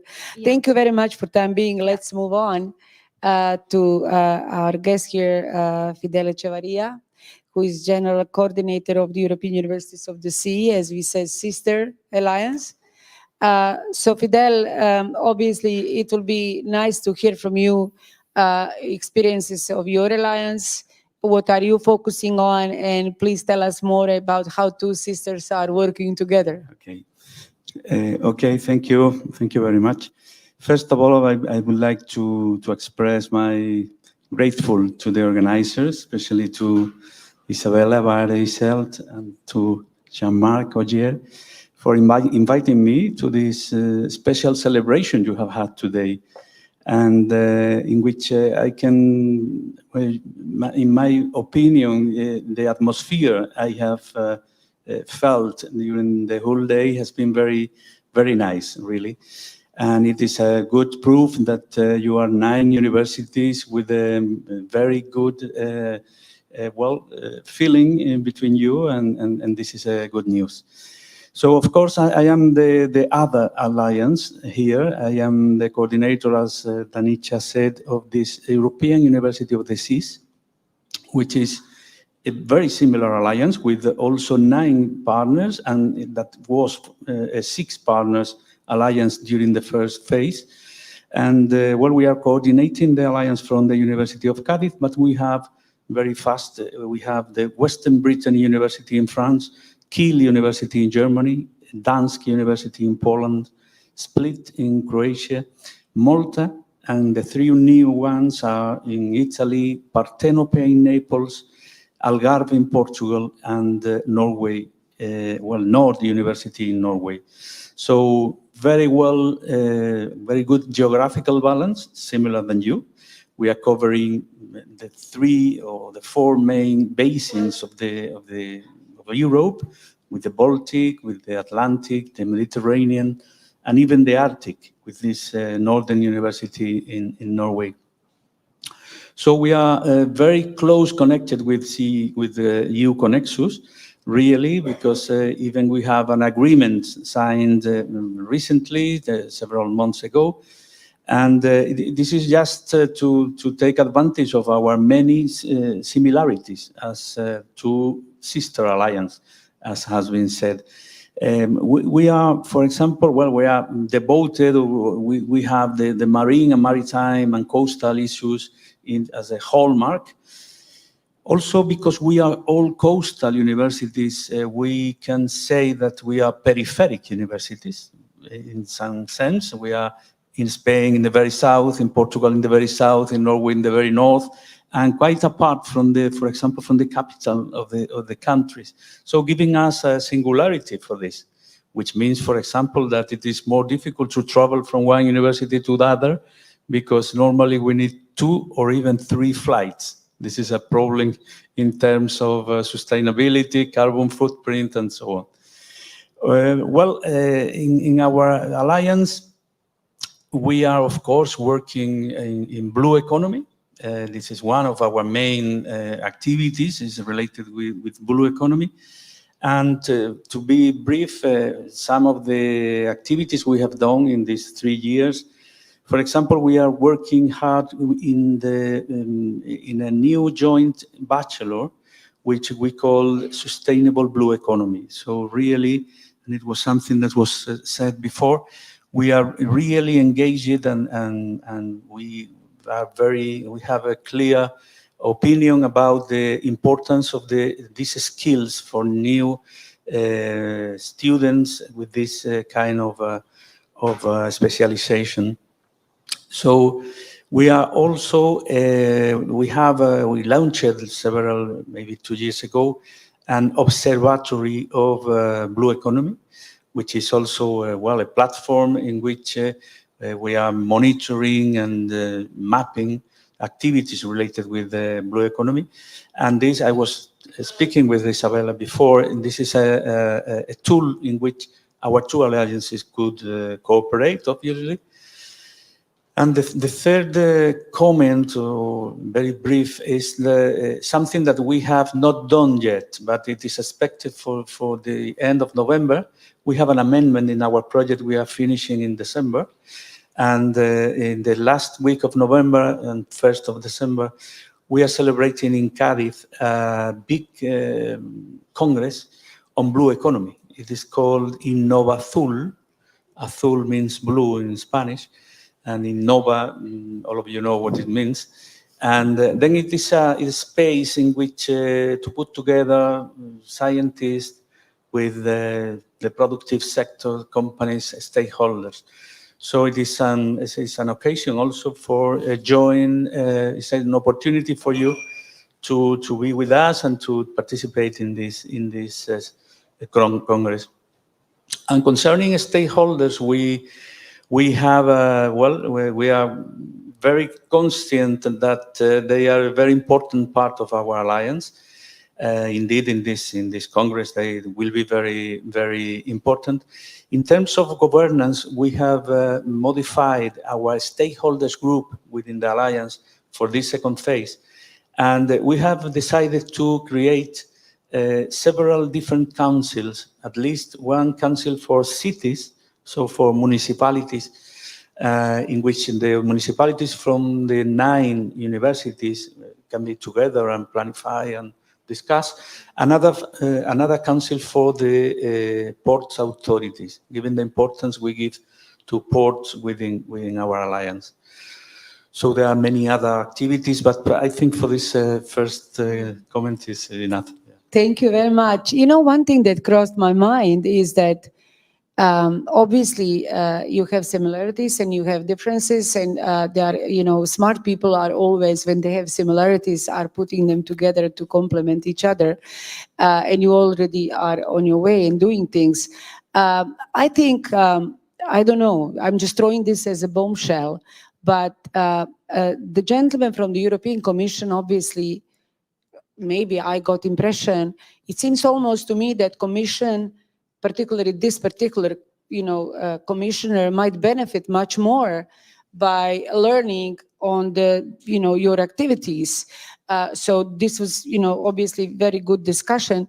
But the fact that you mentioned, and I remember you told me this earlier, that you have this event in Cadiz, maybe you guys could put a joint conference together, and here in Brussels, both alliances, and actually invite private sector and invite Commission, and try to present yourselves and your accomplishments, and how do you see that not only this commissioner, but others can benefit. So this is something, I don't know, is it doable? Is it not doable? But I think it would be great. And then also the private sector, for example, I'm sure that private sector in Croatia or private sector in Lithuania and private sector in any country that is in alliances knows a little bit, but not probably sufficient, information on impact that alliances could make. So having a forum like this, or any kind of forum that maybe you can creatively come up with a better idea than mine, but it could be a good idea. I know it's costly, and I know it takes time to prepare things. Maybe, we will have now, obviously, Andrews tell us about it, how maritime industry looks upon this. But it will be good to have something like event where you really educate the stakeholders and outreach them, outreach more to engage them. Because to me, it was really obvious that Commission not necessarily knows as much. Maybe some parts of Commission do, but others probably not. Yes, well, I must say that indeed, within our alliance, all the partners are aware of this initiative. All of them are going to participate. Also, we have invited the regional government in Andalusia, the national government, and even the European Commission. We have sent some letters, but we are expecting the answer from them. So, but of course, we would like to count on them. It is very important, the engagement of not only companies, but public administration in different levels. That's right. If I'm sorry, but I'd just like to be provocative at this point. If I'm a private sector company, I would, and I know that there are alliances in Europe working on, on the topics that you guys are doing. To be, first of all, I would be interested to learn what kind of infrastructure both alliances have, what kind of topics of research they can offer, because private sector obviously would like to engage, but people really need to know what's going on and what you could offer. Well, we're trying to do our best for this. And of course, probably in EU-CONEXUS, the information was not well sent, but today I am announcing it. So it is from the 28th of November until the 2nd of December. So you expect maybe the EU-CONEXUS could be presented at that event? Yeah. Very good, thank you. So Andrews, if I might call you, great to have you here today, and of course, and I think it would be great to hear if you could tell us, please, about the current challenges of the European port and maritime industry, and how do you think that EU-CONEXUS can contribute, please? Thank you. Thank you, first of all, for inviting me. This is not the first time I'm visiting the Uconnects events. Always a pleasure and fun. But coming from the point that you mentioned earlier about the conferences and how to involve industry, I think there is one special point that you need to understand, and that I can give you as an advice. Yes, the free advice is the most is the worst thing you can get, because you're afraid to use it because it's free, and it makes you think about it, so it wastes your time. But in general, it's this conference, this particular event for me was sold quite well. This is why I'm here, because you are selling. And how you sold it to me is when I read the slogan of your event, yes, about how to build the university of the future. This is something that is very, very attractive. This is something that is very attractive for the industry, because no industry works with the university of the past, I can tell you. It's no sense, and it might be very expensive. And why this is important, actually, this university of the future? Because the futures change. Yes, we are all challenged by change. And here I come to your point, when you ask me, what are the main challenges of maritime industry? I mean, this you can Google. It's very simple. Yeah, so I can give you my set. It's free. First, energy and decarbonization. Second, digitalization, evolution of the supply chains. Very simple. It doesn't matter. How are those challenges is what matters, because you need to look inside. When you look inside into decarbonization, what do you see? You see the evolution of the business models. Yes, so I mean, ports, they certainly become energy hubs. So now they are pressed to be a space for the alternative energy or ocean energy. At the same time, they become a space for alternative fuel infrastructure for ships. This is a very, very crucial part of decarbonization. But then when you look from the social perspective, then it means that ports will need to build ammonia terminals. Ports will need to build hydrogen terminals. Ports will need to have electrolyzers. And this is not a funny thing. None of the city wants to have it. No. So how do we actually, support this decarbonization, and how we manage and how we involve and how we manage ports to do this transition of the business model? Because this is nothing that they've done before. Because what they want to do, they load cargo and passengers. Now there is an evolution, and this is change. So for implementing this change, I need the people from the future university, not from the past of the university. Future university people need to have strong fundamentals and ability to learn, because the world is very dynamic. If you have a very narrow angle on your skill set, you might be obsolete very fast. Yes, so you need to be, I picked up this from your earlier talks, interdisciplinary probably. We call it cross-sectoral, yes? So you need to approach the problems from the different sectors, or implement new sectors in your day-to-day work. So what it matters, not what are those challenges, but how those challenges are. Excuse me, could I interrupt you for a second? Do you Yes, mind go to tell us how big is European maritime industry in comparison to, let's say, to US, to China, to the other parts of the world? I mean, the European... In size and in effectiveness. European maritime industry, or the blue economy, is approximately 750 billion. And how does that compare to the rest of the world? Compared to the world, that's probably the biggest. The biggest. Yes, I that's see. the biggest. And I mean, from the competitive point, our industries, lead on several very important aspects. European fleet is probably 80% of all world's fleet. That's very interesting. Yeah. Then, if we talk about installation of the ocean energy, probably we have 70% of all the installed capacity globally. Could I ask you this? So does this mean that this, I would say, competitive advantage that you just mentioned could be essentially, if you link universities to work closer to the European maritime industry, Europe obviously will be definite leader. I mean, no kidding about it.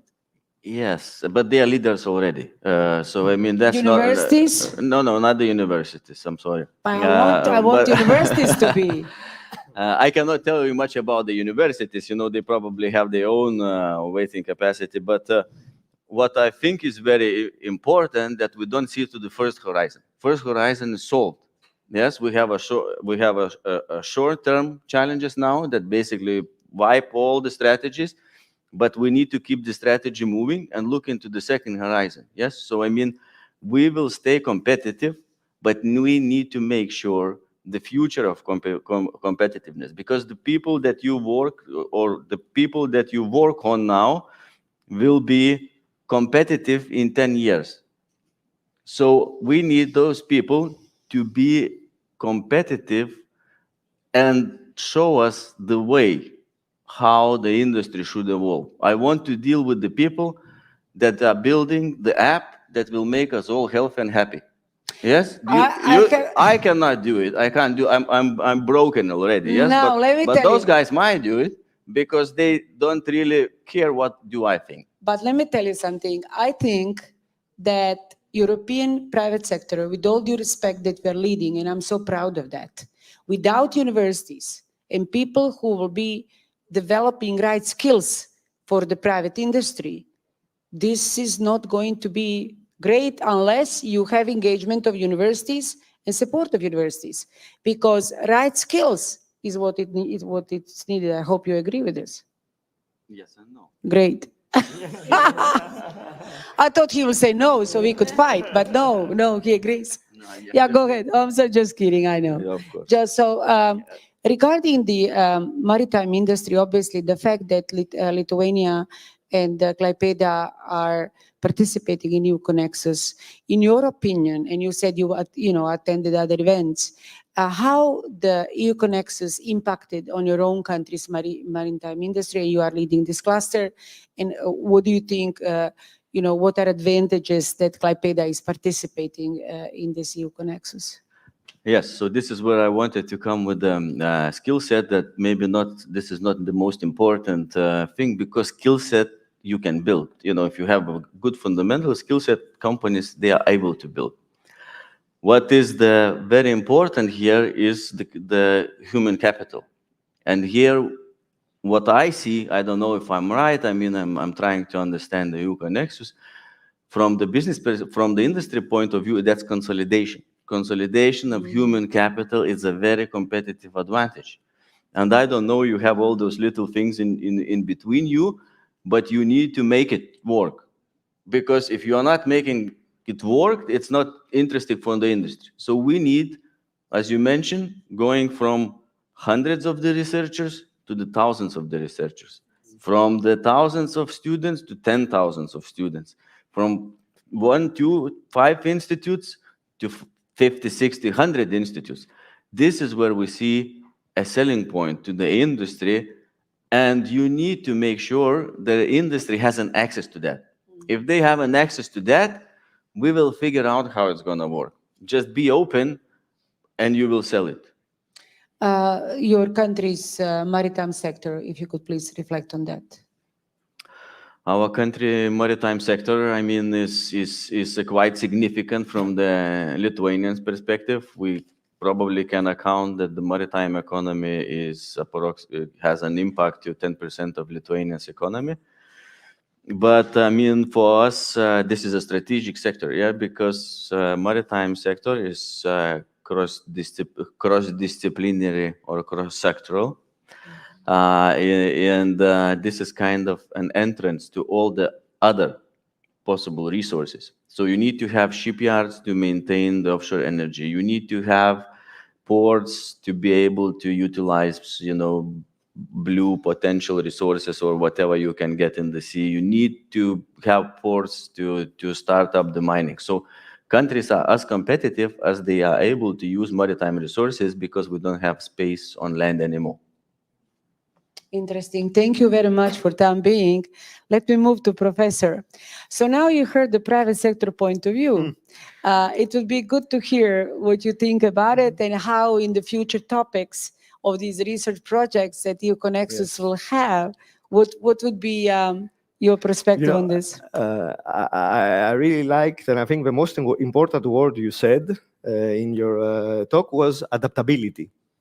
We have to be adaptable to the future, as you said, us, the universities, the staff in the universities, and of course the students. They have to be adaptable to what is coming, and because we cannot foresee what is coming most of the time, so we have to be able to adapt to the unknown. And to that, I think big alliances like ours, they have a crucial role to play, starting from how we train the students. Okay, that's why I really liked this, what we set up, these minor courses that we started, which the idea is something Gianmarco has put it really nice. Apart from the main degree a student gets, an agriculturist, let's say in AUA in Athens, to have some soft skills, some that will enable him to be more adaptable in the future, to open new ways to him. So I think we have to start this and addressing the industry needs, beginning from our undergraduate studies, giving our students more soft skills that they will enable them, apart from the main degree they get, to be more adaptable and be able to recognize opportunities during their career. And then I come to the researchers, because this has to continue to the researchers. Believe me, but if I was in this position 10 years ago, I would speak completely differently, because as a young academic, I was more blocked in my self-contained box in the lab, yes, and trying to solve all the mysteries of nature, by myself. And all this changed suddenly when, given the opportunity by some European projects, I was seconded, and I was able to work in some small industries as part of projects. And okay, we all of us collaborate with companies and industry in our projects, but then the difference was that I was there for a couple of months working with them, and this completely changed my way of viewing the collaboration. And since then, what I urge people to do, not only students, but researchers, is, okay, don't only think of what the industry needs. Okay, we can think of a lot of things, and most of the times we believe that what we do is the most important thing in the world, but it's not. And we have to go to the industry. We have to work with them in the natural side, not through our offices and labs, and learn from the industry things that just said. Have a first opinion, see their mentality, be able to communicate with them. Sometimes I feel, when I am in panels with academics and people from the industry, that we speak different languages. This has to change. Yes. We have to start to think the same. I think so, because obviously all of us here could agree on the fact that industry and the academia quite often do not think the same way, they don't operate the same way. There are a lot of studies that World Bank and others did, and there are a lot of academics and industry people who wrote on this topic. What are the common challenges and common success stories when it comes to collaboration? And in every country, this is difficult, particularly for us in Eastern Europe. This is a huge challenge, because this is not a common thing in America. This is a normal thing, in maybe more developed European countries, as some of yours. This is much better than in Eastern Europe. But everybody is, catching up, and people do understand that we need to overcome, because, to be honest with you, academic work is extremely important, but we all work for the society, for the impact on society. So obviously your story, where you change your opinion, I did too, everybody did, But let's ask Stephanie something. I know you are not mayor of Zadar, and this is a very hypothetical question. The fact that University of Zadar is member of Alliance, obviously the local authorities and regional authorities, by joining, to support the Alliance as Uconnects and, others, could be very big, contributor to the activities. You could also be facilitator even for this private sector, public sector cooperation, and so many other things. But let's assume you are a mayor. Would you actually entertain this idea, that I'll give it to you and maybe give me your reflection, that you invite all the mayors from all alliances cities and all the regional heads of the all alliances city, and host the event in Zadar, in which the EU-CONEXUS members will come, and they will actually engage city mayors, the regional leaders, to discuss common topics. And then the local industries from, from Lithuania, from Spain, people who could be invited to this event. Imagine giving, thoughts to this event. Well, if I could show you my notes now that are in my phone, I would say you've read one of my notes. I didn't. Yeah. I didn't steal your phone. So definitely, yeah, I would entertain that idea because I think that is one of the great things when it comes to EU-CONEXUS. Because we also feel the need as a local government to connect with other cities that also have the same, let's say, vision and development when it comes to future and what we want in the future. Because what our community, and by this I mean our universities, define as programs for education of the students, that is the workforce that we are going to have in our area. And what we want is all this knowledge that they have gained through their studies to stay in our area and to bring to our development and our progress as a city, and to live all happily ever after. I mean, so I hope this idea is not too futuristic, but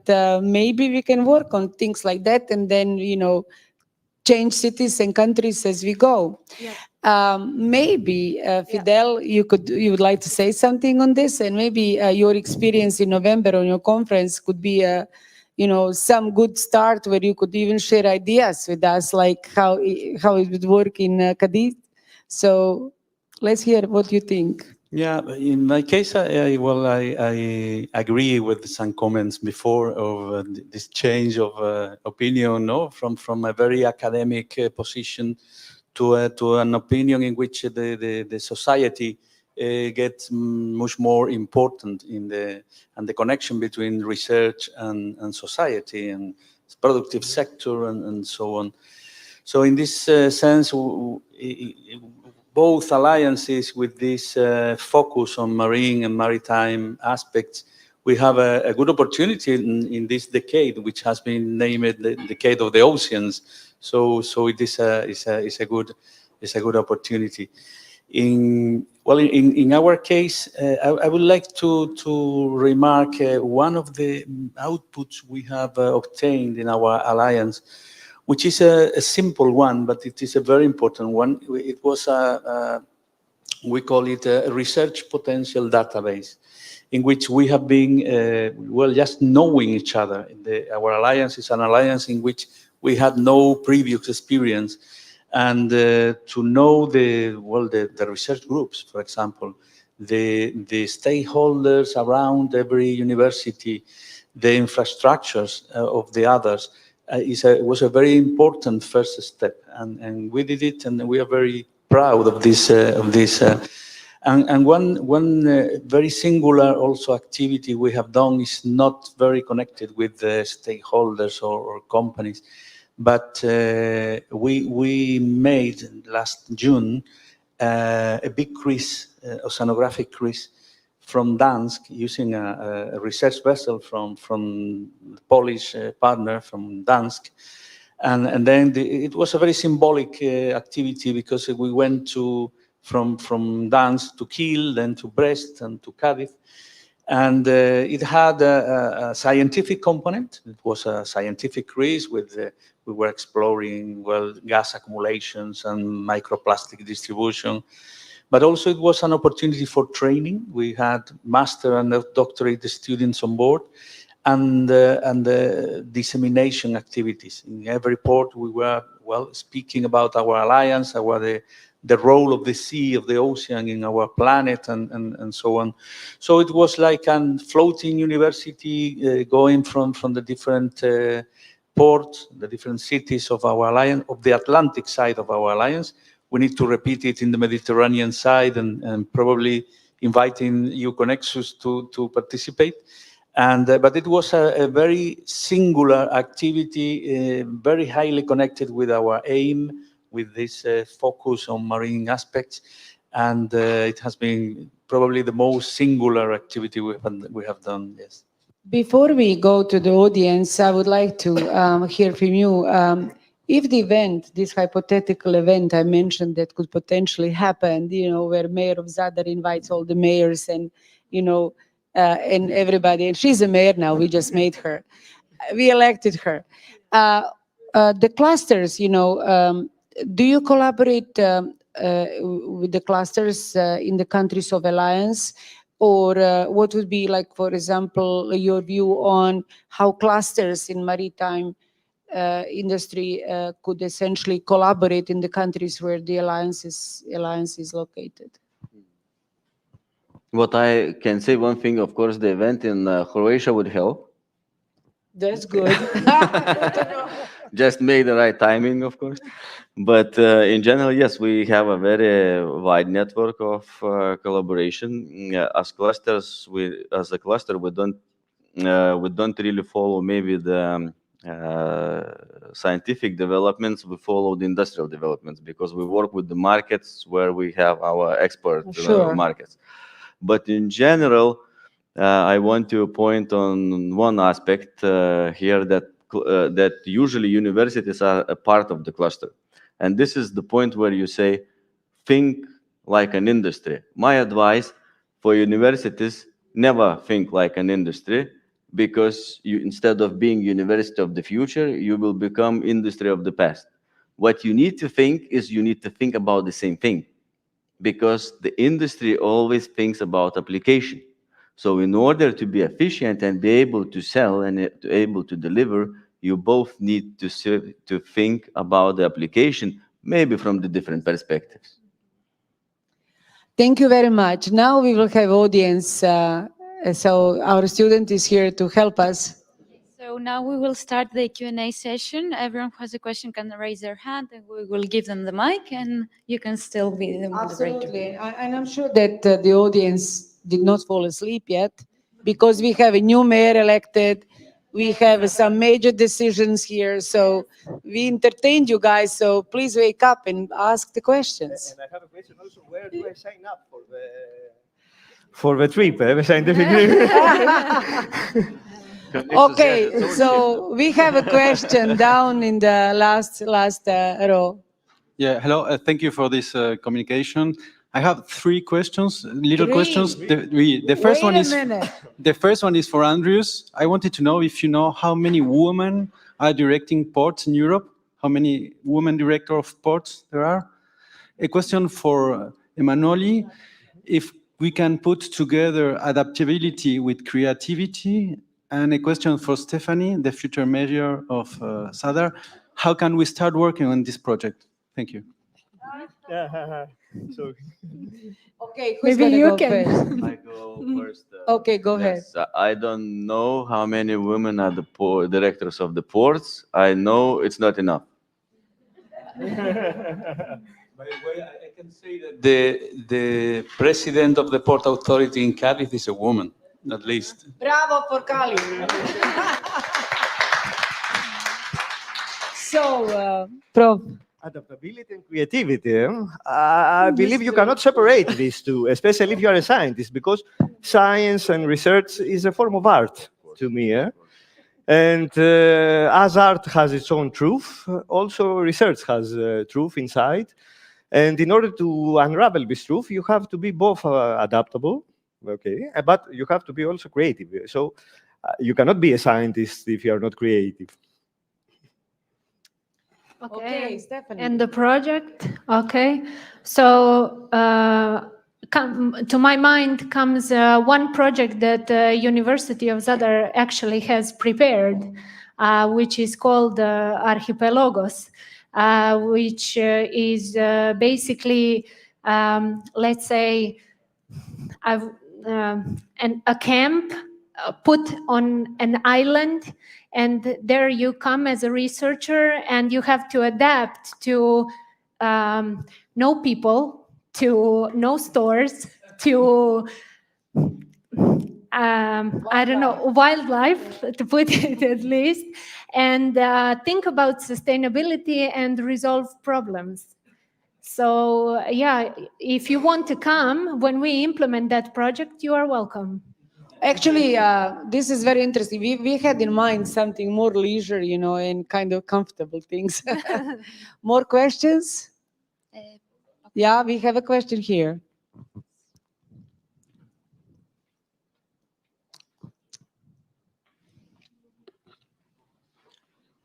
Could you please introduce yourself? I am Gheorghe Alexie. I'm a student, and I have one question. So, let's say I'm in industry in the blue economy. Why would I invest in EU-CONEXUS, and how will I get a comparative advantage against other industries? Why will this be a good investment from my point of view of one company? You know, if you are in industry, you would understand immediately. You don't buy nothing that brings you no value. Yeah. So I mean, if there is something that you are able to pack and sell, yes. Unfortunately, I use the term sell. I'm sorry. But if you are able to sell, it means that you're already building on the product capabilities. So whatever human capital can be acquired, or whatever initiatives can be acquired to support the industry, it will be on demand. And if I could add to the answer we just heard, which is great. The forecast right now for the future jobs of Europe obviously will be important for you to follow, because if you do that, you will really see that the blue jobs, green jobs are going to be in need. So obviously, this is just simple answer, but prediction and forecast to see, like from today until 10 years, and it will be very important for your generation to pay attention to. So it can help you in your planning of your career development. Okay, thank you. You're welcome. More questions? So don't tell me that everybody looks towards cocktail party. Probably there are more questions. Yes, please, Stephanie. Yeah, I would just like to add, looking from my personal perspective, and all this sustainability and digitalization and green questions and blue economy, everything, there will be so much data available, I think, in the next period that when I look, if someone doesn't interpret the data for me as a city and tells me a direction in which I need to go, which I think our university and EU-CONEXUS can, for us, 100% do, because of the pool of researchers and all this knowledge that is situated here, I don't know what to do with that. So I need a direction in which I am going to go in the future as a city, because all of this, all the ports, everything, business zones, and all the infrastructure that we need to build as a city and provide for the economy costs a lot of money. So as a private sector, what doesn't bring you benefits, you will not invest in. We think the same way. This is a good perspective, and I agree fully that it's very important when you plan, and you have, particularly when you have limited resources. Some of our countries are small, fighting, post-COVID crisis. So it's very important to plan, to have planning which is smart, well-focused, and also to really have a sense of future forecast of what's going to happen as much as we can. We cannot be predicting everything. More questions, the audience. Yes, Professor. I have a question to you, Fidel. You talked about the similarities between EU-CONEXUS and CU. And well, somehow we can do a lot of together and exchange experiences. But of course, there's also some competition. And do you see any complementarities? Do you see any topics where you see there we have differences and we can get some synergy in working on that field and that field? Well, in principle, the difference could be the realm. You are more coastal, we can say. And in our case, we are more looking at the ocean as a whole. And probably this is a difference which gives a complementarity in between our two alliances. But I find more similarities than differences. And it is like a joke, but one of the similarities is that we are sharing the moderator of this session, Danica Ramiak, in the advisory board of both alliances. So the similarities are very big. This is funny. This happened to be coincidence, but I am actually enjoying it in serving as external board member of both alliances. So if I could contribute to your complementarities, I'll be glad to do so. Yeah. More questions from the audience? Jean-Marc, you wanted to ask something? I wanted to confirm what has been said just at the moment. You know, in the CEU, there is the University of Brest in France and La Rochelle University. And when we talk about Brest, we say that they have the water here. And for La Rochelle, we have the water here. And it's not because I'm small. It's just it's a reality. They are talking about the ocean, and now we're talking more about coastal. But there is a kind of continuity, and probably about the continuity we can work together. And I would like to say to Stéphanie that in La Rochelle, in the project that we have won from the French government, we have decided to open a kind of decision support system, aggregating data coming from the territories in order to help the policymakers to take their decision by using artificial intelligence techniques.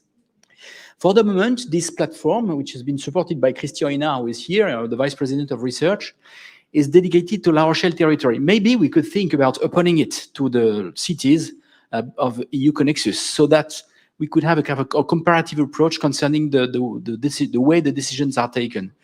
We will see if it's possible to do it, Christian. We'll see if it's possible to do it. But this may be a very interesting opportunity to compare the things. Thank you. Could I do something, if you allow me, to challenge our audience, particularly students, if they can tell us how do they see their future jobs when it comes to the blue economy, the green economy? Do they see their future opportunities in these topics, or they will look elsewhere? Maybe some of the students can tell us how do you guys, by listening to all of this, what is going through your mind? Is this helping to you in your future decisions?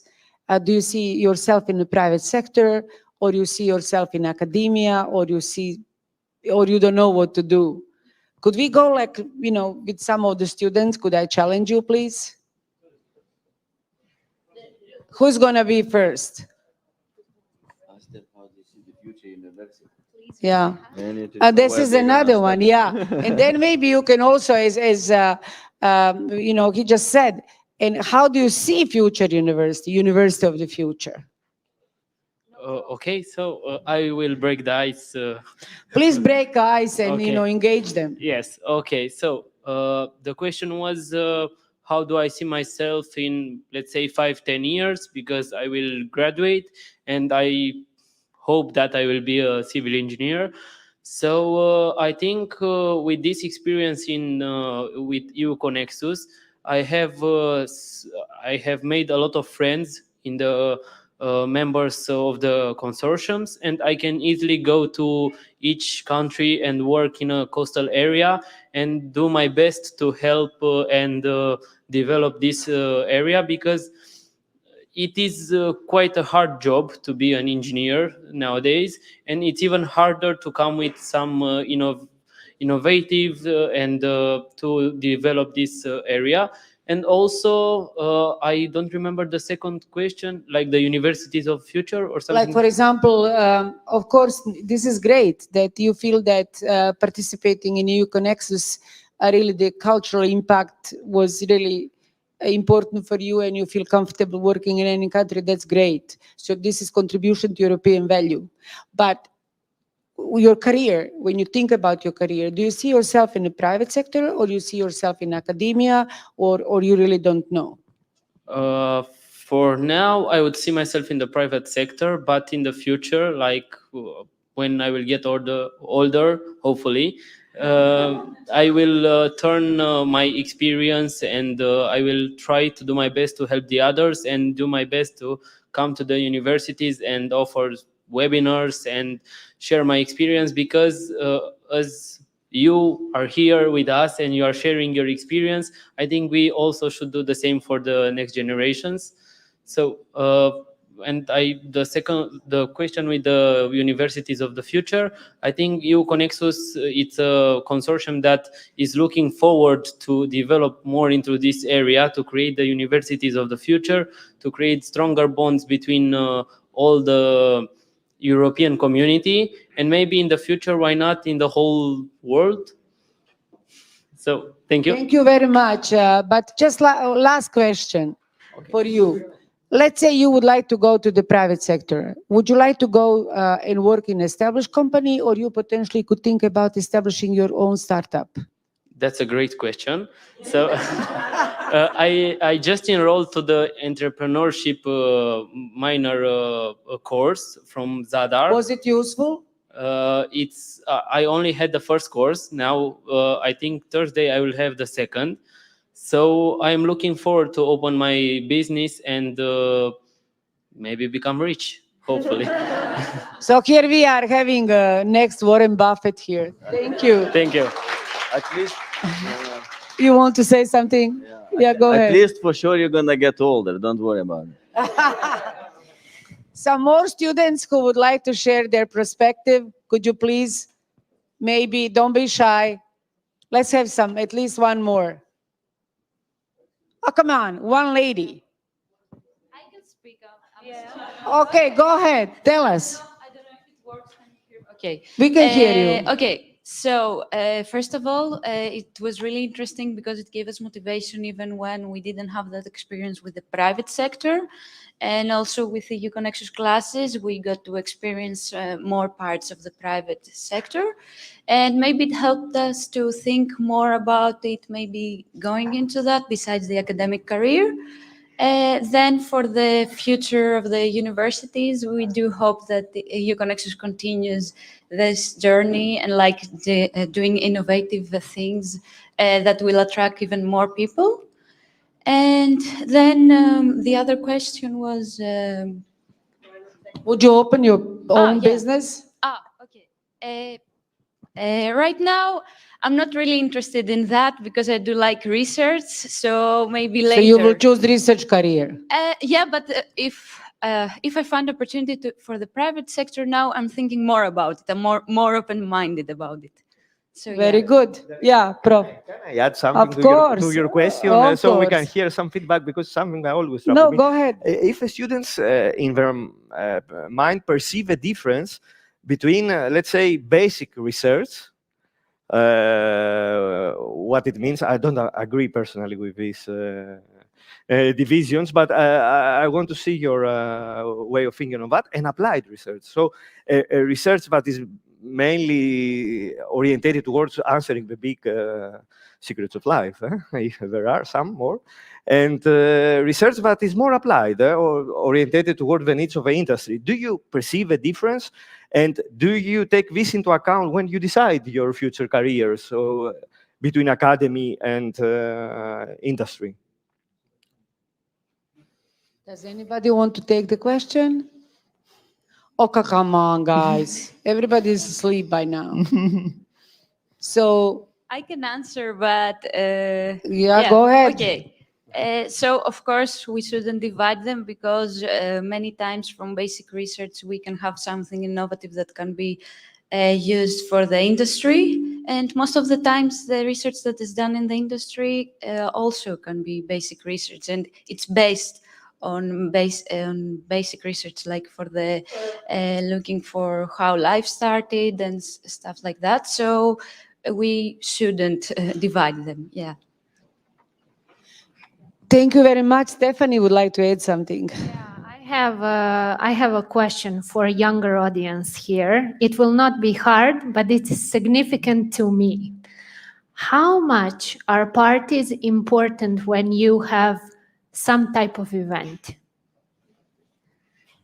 How much do you like to meet new people? Do you like to, have some social events, or are you just interested in research and winning competition? Ask me. Party, party, party. Yeah. Okay, come on, guys. You want competition? Maybe we can hear about. Do you like to party? If this trip is important part of your competition. Poor people, they were Yes, scared. of course, this trip is important. In every competition, the prize is very important. You can't just say, I'm not doing it for the prize, I'm doing it for the experience. important.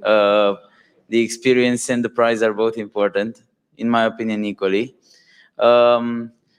And about this question about the social life, I think, I think going out and meeting new people is very important. Yeah. But If I can add perspective. Yeah. to go outside, not stay inside go all ahead. day. And I think the competition didn't strip that away from us. I think we still managed to go on with our routines, but this was a thing that was added in our program, and Okay. we You enjoyed had it. to do it. Yeah.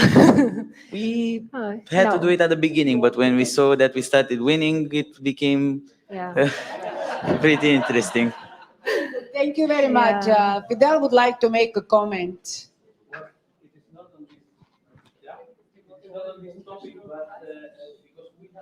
Speaking about blue economy and the jobs for the future, I have been missing during the last few minutes the word, and a very important word, which is sustainable blue economy. So I think it is important to remark this because, I think we need to form or to teach in these skills to the new generations, in which the exploitation of the ocean should be done with this conscience of sustainability. So I think it was indeed the concept of sustainable blue economy was before named blue growth, and it is not necessarily being growth to become an blue economy or a sustainable blue economy. It is a normative of the European Commission that changes this wording from blue growth to sustainable blue economy. And I think it was important to put it on the table, in this area. Thank you. I'll go around the table for last message. In few words, what would be your message for the future for Uconnects? Each of us will give one. Okay. Shall I start? Yeah. Okay. So, collaboration, I think it's a key word.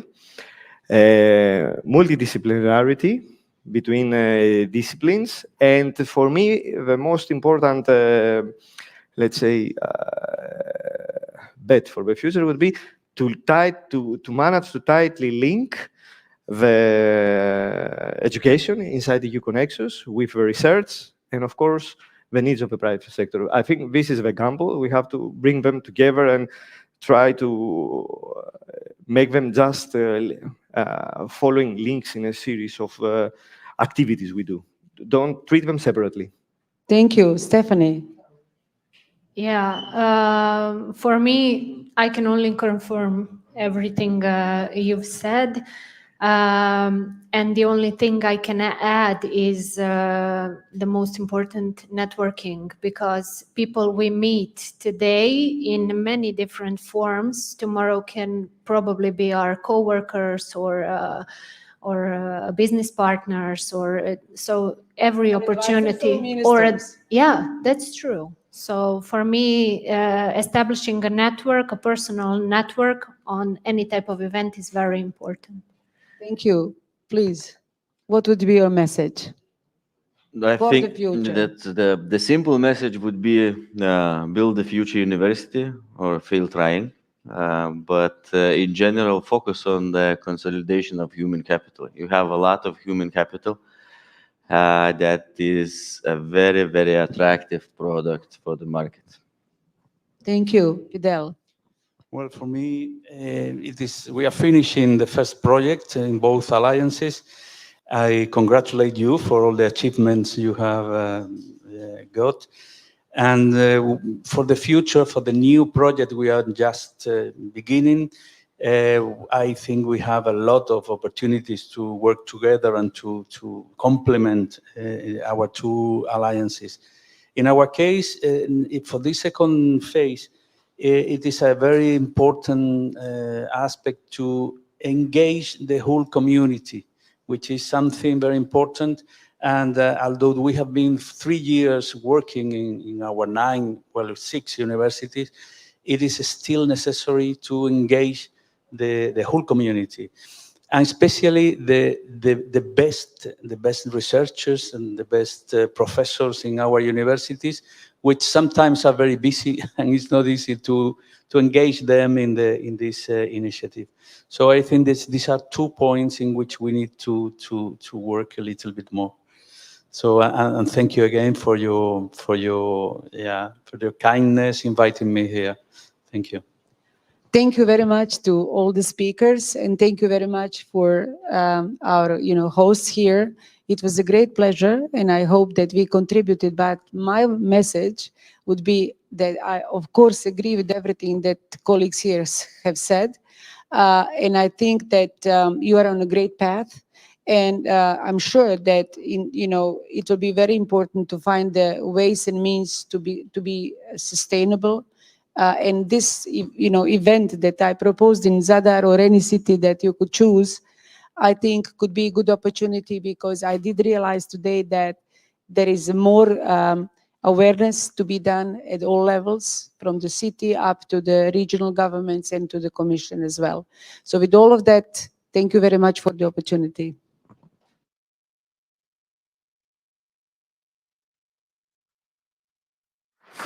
Thank you, everyone, for this informative and interesting discussion. And now we will move on for a coffee break for half an hour, and we will be back in half an hour. Thank you, and our moderator.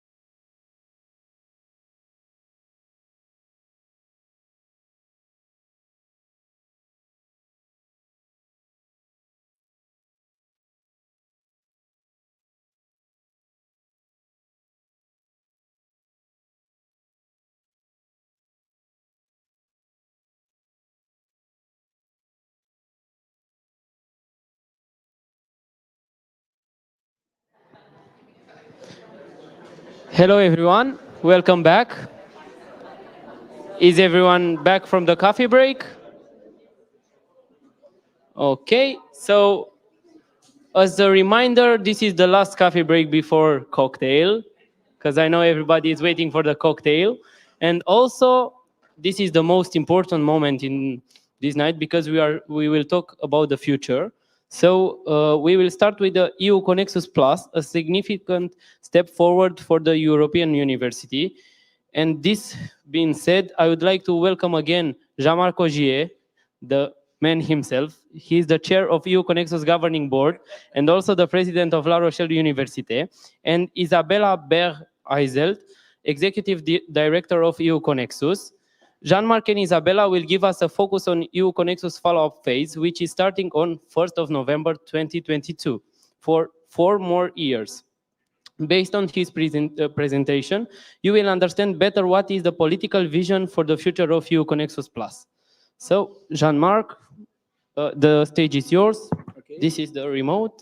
Be careful. If you press anything wrong, we will die. Okay. So, okay. Like the red button, it's very dangerous. Yeah. Thank you very much, Dragos.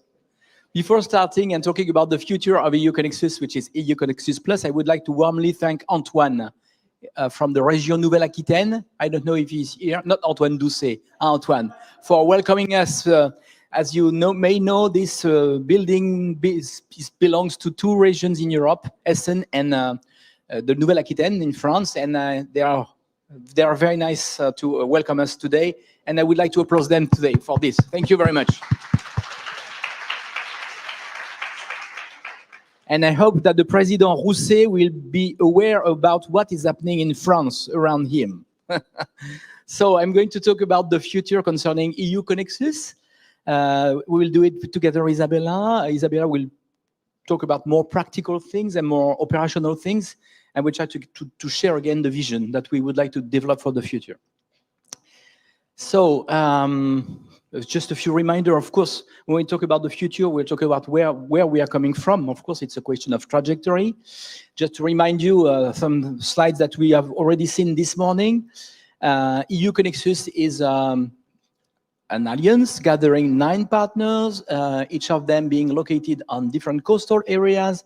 You can see we cover more or less all over the Europe. We may have a partner around here in the north. This is the one that the EU has and that we don't have for the moment. And the idea is to develop some synergies around smart urban coastal sustainability. So I'm going to talk about different assets. This is another slide that you have already seen this morning. It's still in the spirit to explain that where we are coming from. 9 partners, the thematic on smart urban coastal sustainability. The 4 university missions, innovation, research, education, internationalization, and all the aspects related to the mission of university. Starting in 2019, we initially wanted to have a long-term cooperation strategy. This is what I said this morning. As it was said in the video this morning, when I phoned to the presidents to ask them if they were interested in being in the adventure, I asked them if they were agreeing on the fact that we are going to go for a very long-term strategy, and they agreed on that, and it seems that they continue to agree on that. As it was said by Danica, we are working on also a legal framework for common activities, and EU-CONEXUS is one of the tools that we have been started recently, since the association has been officially created on last Friday. We have the number. We need to go to the bank to create an account and things like this. And we have, for the moment, a multi-layered economic model, since the contributions to our activities come from different sources: Europe, member states, in Europe from DG EAC, from the DG RTD. We hope that we will go to meet some other direction at the European Commission level, DG Connect, DG Regio, in order to see how we can boost and pool the resources from Europe to work all together. So another slide that you have already seen this morning. Again, this slide doesn't give an exhaustive vision of the topic that we have to work on together, but it shows that when we are talking about the future of a coastal area, there are many things that we have to consider. We have to consider the problem of the energy. We have to consider the problem of biodiversity. We have to consider the problem of sustainable tourism. We have to consider the problem of construction. When you construct something on the coast, it's different from the constraints that you have when you construct something in a city which is not on the coastal area. So there are a lot of topics that have to be considered, and the aim of what we call smart urban coastal sustainability is to develop some holistic solutions to solve the problem, the societal challenge dealing with the sustainable development on coastal area. So this is a very important problem from the worldwide point of view. Again, 60% of the population living at less than 100 kilometers from the coast. The problem of the raising of the oceans, and the fact that this population are threatened by this climate change. So we need to find some solutions for policymakers to protect these territories. We need to find some solutions for the urbanization of these territories. We need to think about legal questions, territorial management questions, a lot of aspects, and of course, this can also be solved through interdisciplinary-based approach. Otherwise, we will not solve the problem. Just to say a few words about this. Remember, for the pandemic, sorry. Of course, in some of your countries there was a vaccine, but it was not because there was a vaccine that we could vaccine all the people, because there was some problem of generations, cultural people, some different cultures of people who accepted or not accepted to be vaccinated. And we could see that to reach the good threshold for solving the societal problem of protecting a population against the COVID, we need to integrate human and social science and also technical solutions, which was the vaccine. So this is why we need to think about holistic solutions. So another key numbers that we shared this morning, we have this is what was said by the colleagues from Klaipeda, a very nice human capital. You can see here, for the young generation, and thanks to them for being here, more than 70,000, 8,000 staffs, around 4,000 staff for teaching and research. This is very interesting. It's very powerful from the intellectual point of view, thanks to the complementarities that I will develop a bit later. If we have a look at what we are doing now, 900 programs. This is great richness that we should share and see how we can pull it together. So the first thing that we could say, it's a yin and yang, is this logo coming from, document coming from Isabella. We can talk about complementarity. If we have a look at the picture of each of the partner, the competencies that each university had developed before being in EU-CONEXUS, each university has had its own trajectory, its own skills. In La Rochelle, we've developed some particular skills in some specific domains. In Klaipeda, it's different. In Cyprus, it's different. In Germany, it's different. So looking at the spectrum of all the competencies that we have in these 9 partners, we have a very nice complementarities that allows to say that probably we are able to cover globally the problem of smart urban coastal sustainability, what La Rochelle cannot do alone, for instance. Oh, another image, which shows the thing that we have to do, to think about something which is resistant to the sea and to the aggression of the sea, something which is sustainable and stable. This is why we are working on the creation of a tool that allows to resist to these tempests. So this is why we are working on institutional sustainability. Personally, Vanessa was here this morning, Vanessa de Biessanton, do you remember? I'm dreaming about a real European university status. It doesn't exist for the moment. For the moment, the European Commission suggests us to think about some alternative statutes, like EGTC, European Grouping of Territorial Cooperation.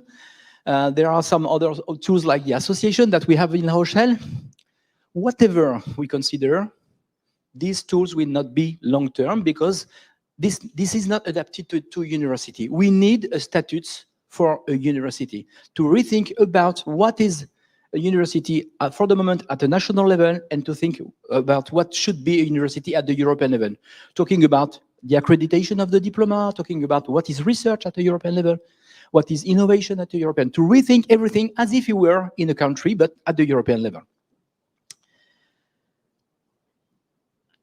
This is another thing that is very important to me is, as you saw, more than 900 programs today, 5,000 staffs.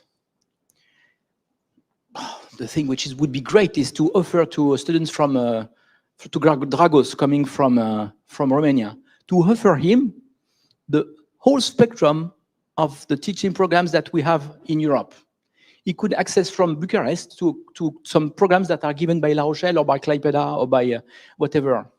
So this concept of pooling our education systems in order to enlarge the offer that we can propose to our students is very interesting, because of course it allows to enlarge it, but also to create the Euro citizenship, which is absolutely necessary at this moment of the crisis in Europe. So this is something that we need to work on for the coming years, and this is a new step in Erasmus Plus on which we are going to work together. Another very important point is the research. Of course, without research there's no university, and I must confess that I'm a bit worried about the position of the European Commission at the moment. As you may know, RFS project will not be continued in the future, and we must all together do some lobbying at different levels, at our member states level and at the European Commission level, in order to have a holistic, systemic approach concerning what a European university should be. A university without research is not a university, and the feeling that we have is that you may have heard about the evolution of the Horizon Europe programs. There's no instruments today to fund the systemic development of a European university, exactly like we would like to do in EU-CONEXUS, developing a systemic organization. So the thing that we should consider for this vision is the question that, as you saw before, we have 5,000 staffs covering all the smart urban coastal sustainability problems.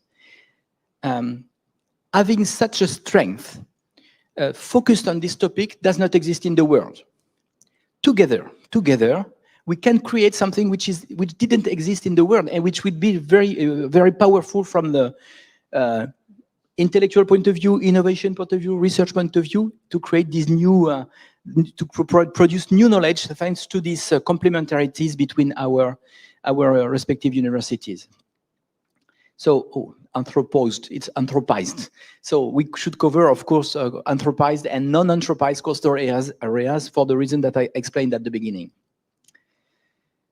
This should be done, of course, in relations with the partners, the territorial partners, private, as it was said by Danica in the previous talks, but also with the territorials, the territories and the local authorities. We know that when we discuss with policymakers located on coastal areas, and then Stephanie is still here or not? Stephanie left. That the policymakers, many of them say, I need to understand how the coastal areas will evolve in the future. And for the moment, my decisions, the decision that I take as a policymaker, are done thanks to the wind. So it's not enlightened by the science. So the thing on which we must work together is to enlighten the policymakers thanks to the research and innovation process that we'll be developing together. And also consider all the new jobs that will appear in the coming years for energy, for biodiversity, from biotechnology. There are a huge amount of things that already exist, but there's a huge potential. Emmanuel Macron, our president in France, says that the future is in the ocean. So in the brain and in the ocean, it says two things. So in the ocean, so there is a great future to work on this topic, and we are lucky to be all together on coastal areas from this point. Of course, the companies need to improve the skills of their employees, their collaborators, and it's very important for us to be present to help the companies and local authorities to improve their skills in order to consider all the challenges that we are talking today. I'm talking about the future of coastal areas, considering all the constraints that we have already discussed today. And of course, you saw the young generation today. It's so fresh, so nice to have you today. Thank you again for being here. European citizenship, this is the most important. At the moment of this crisis in Ukraine, we must create a strong Europe. And all the things that we will do together for training, for research, for campus life, for sports, for culture, will contribute to create this European citizenship. We must not ignore this aspect. It's so important. Creating a Euro citizen integrates many aspects. Of course, its education, its core the class that he will have, but also to work to develop his skills in terms of engagement, to work on his creativity. The question that was raised by Diego, thanks to the culture and arts, to integrate them in sports because it's the question of respect. So we need to gather a lot of ingredients to create the real Euro citizens, and to think it at the European level through different events, through different organizations that will allow to develop this Euro citizenship.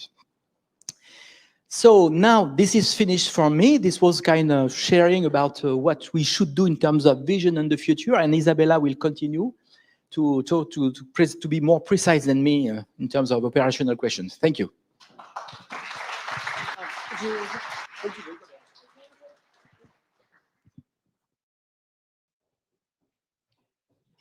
Yes, so the ambition is high, as always in EU-CONEXUS. We have tried to carry on the high ambition in the next phase. This is what we proposed for the Erasmus Plus project, the EU-CONEXUS Plus, as we called it. We tried to deepen what we have created with the proposal that we have put together and submitted for financing, and we wanted to get integrated EU-CONEXUS more in widening the contribution at each partner university, widening the commitment of all the partner university staff. And I hope with the instrument that we put in place, this will be able to be achieved. So the institutional stability, that's the sustainability, stability and sustainability. It is something that we have very much worked on in the first phase, and this is something that we really will intensify in the next phase. We have intensive discussion how to really get the right people in the right structures, in the right institutions, and how the communication procedures will continue to support and make sustainable all the wonderful cooperation and wonderful cooperative work that we do together. And for this, on the administrative and organizational level, we have decided to work more also on the institutional alignment, on the institutional transformation, on very detailed administrative procedures for student registrations, for example, also for how to recruit personnel, what are the careers of researchers, what does the careers of the researchers frame. So there are a lot of questions, finances, funding environments, a lot of questions. And these questions will be raised in the following 4 years. These questions will be put at the table, and we will try to understand each other on these details level of administration. As Jean-Marc has mentioned it, we will work on further developing with all the different stakeholders involved to create this legal framework for European universities, including a business model. And there, of course, also the multi-layered funding system comes in, the multi-layered economic system for this European university comes in. So we need not only the European level, but very very importantly, the national level to be important, to be involved in these discussions and to be involved in the development of this legal framework. Because as it was already mentioned, and this is evident, national authorities are the main funding authorities in our alliance. In order to create the sustainability and the stability and support the administrative integration and alignment, we started with some support services that will be essential for creating this technical support also for making specific areas in the European University stable and sustainable, again, the two words. We have a project development office, for example. We have also a curriculum development office where we will work together to create the legal framework for joint and shared curricula. We will have support for stakeholder relations, and we will work on knowledge transfer. But these are some support services. There are already support services concerning mobility, for example. So we will, and there is also a career service. So there are a lot of support services already existing and will be enforced or stabilized in the next phase. And we try, because we get more people involved, more activities, more projects, and we have to distribute all the work of coordination and the work of development. And we tried to establish also governance and administrative procedures, and we are always in the making. These are always in the making, were in the making yesterday, to be able to create a fluid, confident and reliable way of decision making and implementation of our activities. So this must be thoroughly thought through also, to not leave behind and or make something that is not supported by the administrations or the contributors in the alliance. So this is for institutional stability. A huge work to be done, but this is very important in my view for creating this sustainability. The complementarity is the second most important keyword, or maybe the first important keyword.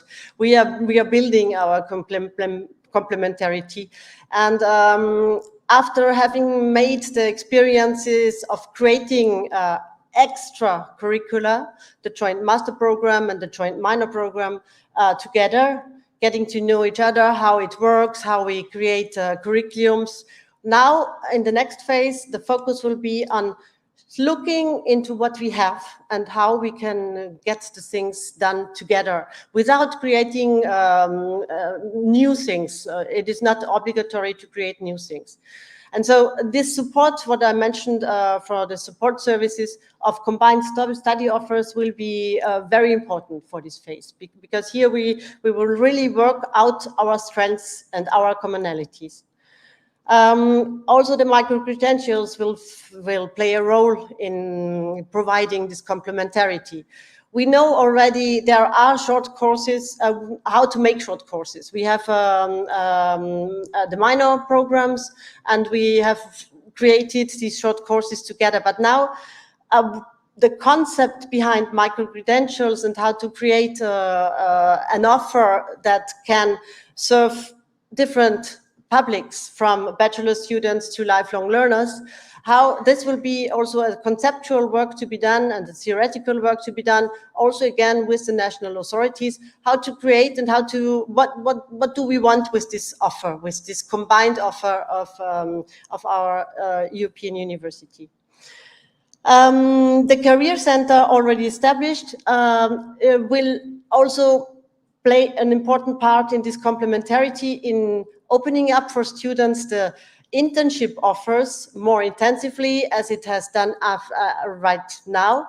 And it will be part, of course, of the whole work with the socioeconomic environment to open up this socioeconomic socio-economic environment to from our regions. We have 9 regions, we have 9 socio-economic systems, and we can offer our students internships in all these parts of Europe. And this is a very interesting opportunity that we will develop in EU-CONEXUS Plus.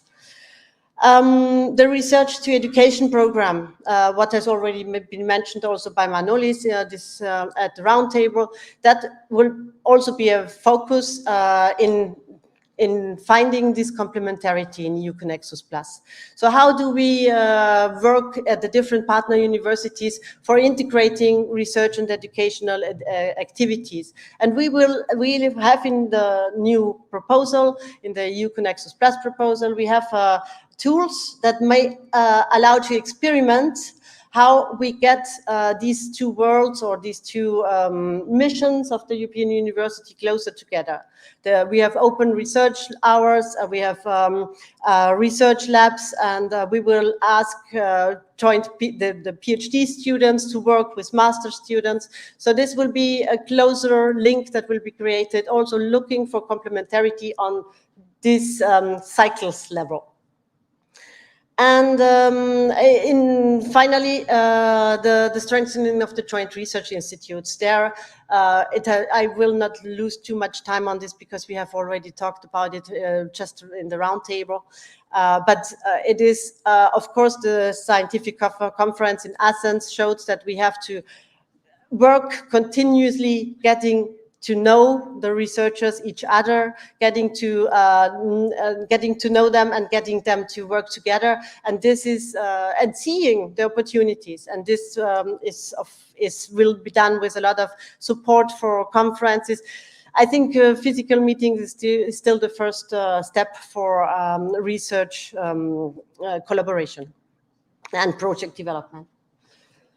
It was for the complementarity. The stakeholders. The big focus of EU-CONEXUS Plus is also now we get out of our structures, or we open our structures. We have a stable, sustainable environment. We have educational offers. We have joint research institutes. We start to have joint research projects together. And now we want to work closer together with the socioeconomic environment. We have 18 associated partners in the project, and these 18 associated partners are committed partners. We selected, or we were happy to be able to select these 18 associated partners as closely related already with university, working with the universities in the different regions. And we have focused on cities and regions and ports this time. So we can say we have here 18 associated partners, and they already have commonalities with us as their relationships with the universities, and also on a business level, ports, and or in common interest level, and mutual benefit and mutual exchange needs level. And so we hope that we will, and this will be a very important first step. We associate partners are closely integrated in all activities. They will come hopefully to the kickoff in Paris, where we will present more directly what we do and how we plan to implement these activities, and how these partners will concretely benefit, concentrate, or collaborate and contribute to these activities. So we are very happy. I wanted to point it out here that these 18 associated partners have already signed an agreement with us, and we will create concrete partnership agreements with them, so that during the 4 years we have real benefits, real mutual benefits of working together. Professionals in education will still be continuous investments, engaging with stakeholders in educational programs. We provide lifelong learning course offers, as I said in the micro-credentials section, in the complementarity section. We will continue what has been already established, the social entrepreneurship program. There are blended intensive programs as co-funded programs planned to as part of the multi-layered funding model. We can say that we look out also for these funding sources in the Erasmus Plus program. We will continue the international school contest. You see, this is really a successful activity that is the first investment in the youth and in intensifying and increasing the students and the researchers in smart urban coastal sustainability. And yes, related to the associated partners, I think I do not repeat it, is this innovation network that we will create with the ports and cities. And last but not least, the Stakeholder Academy. I think that is a very important also instrument and tool that we create for engaging closer with the stakeholders via inviting them to participate in a 1-year-long program, academic program, online, on-site, and develop together mutual understanding, research and researchers, research and business, I wanted to say, and create solutions together in a dialogue during 1 year in this academy. The last slide is community building, and it always comes last, but it shouldn't. In fact, it should be the first one, because community, you see it here and you see it everywhere. It's important for creating all the other things that I've listed before: stability, complementarity, stakeholder relations.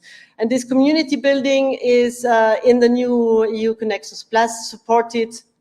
Continuously supported by the EU-CONEXUS festivals that integrate cultural activities, sports activities, and science communication activities.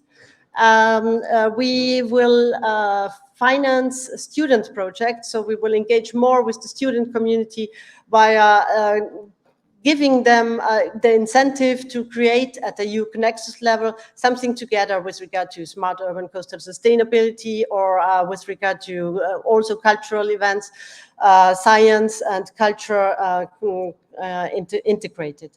And we have a green campus activity that is looking how to create technically, but also in the habits, the partner universities in EU-CONEXUS greener.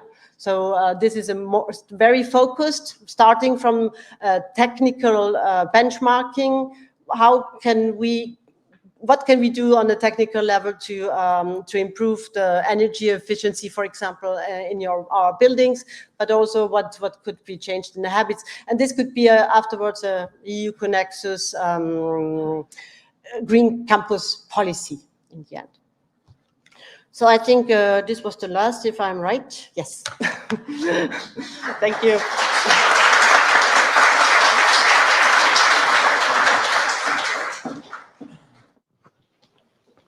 Dragos, we have time for discussions, or? Yes? He's willing to go for the cocktail. Dragos is expecting the cocktail. Do you want to discuss about one point or whatever you want? Dragos. What do you want? Ah, okay. Everything was clear. Yeah, Manolis. Manolis. Dragos Manolis wants to say something. In the back.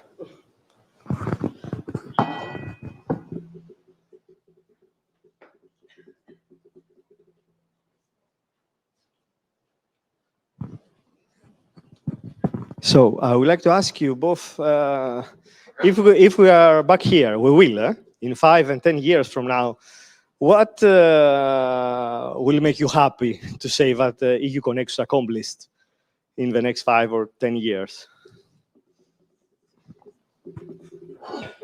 This is for me.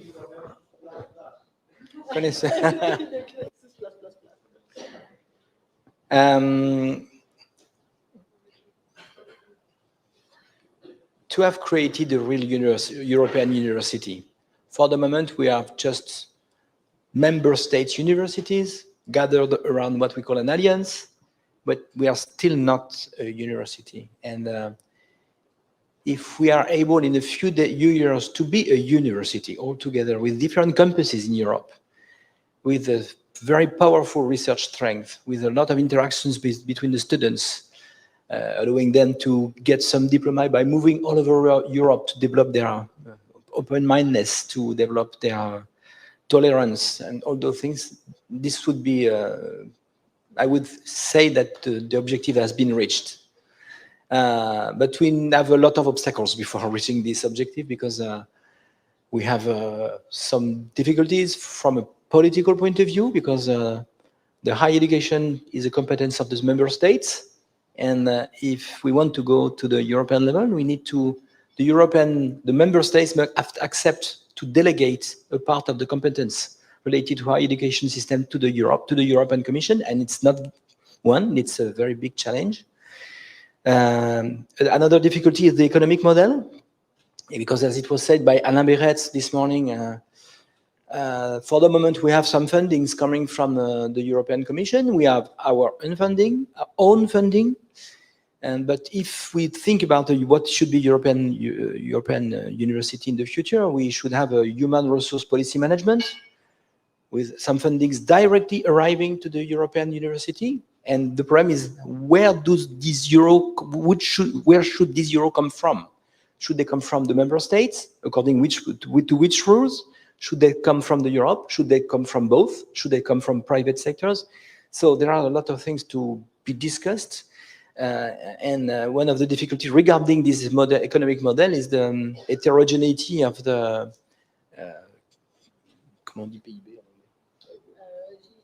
GDP, the different GDP of our respective countries, which cannot allow to have an equal investment from the different countries to this European level. So we must find a good trade-off between national fundings, European fundings, in order to create this real European university object, which does not exist.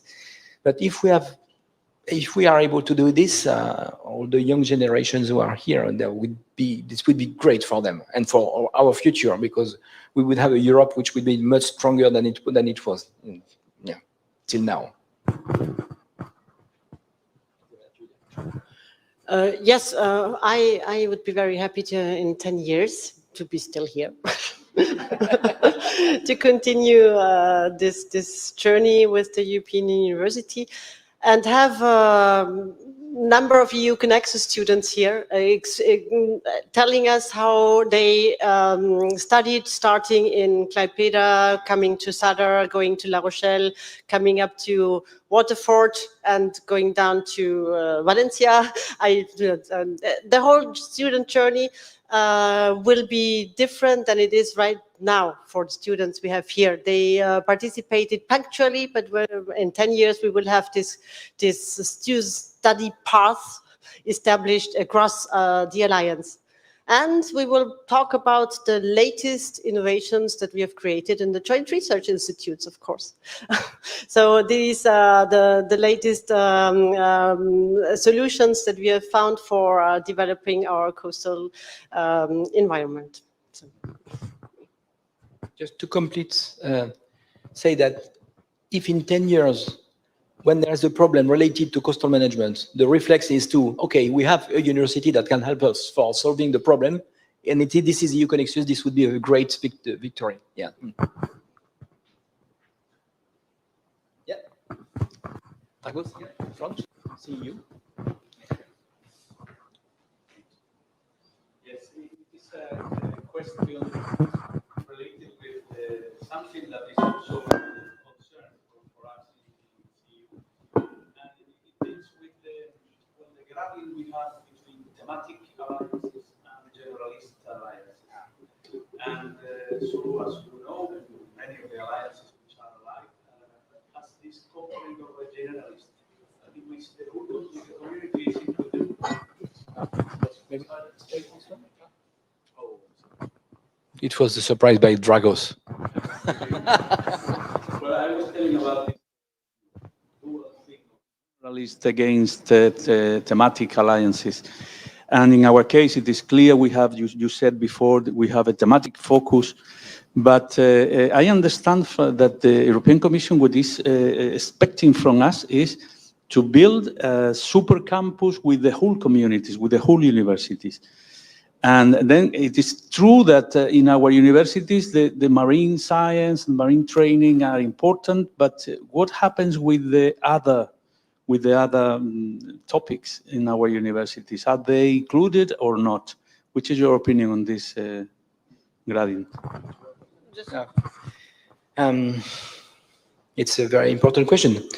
First of all, I would like to say that any kind of discipline can be integrated in the coastal management questions, any kind of disciplines, whatever you do, talking about history of law to management through history to geography to, I don't know what, any kind of discipline can be integrated on that.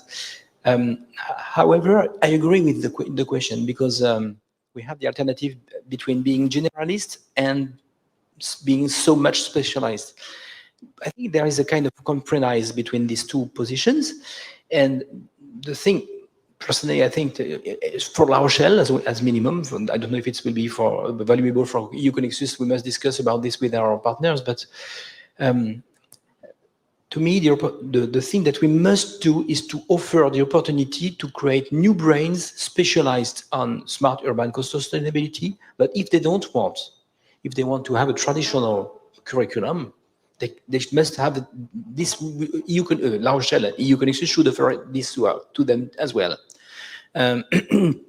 because for instance, I am a computer scientist personally, and when you talk about smart urban coastal sustainability to a computer scientist, it doesn't mean anything.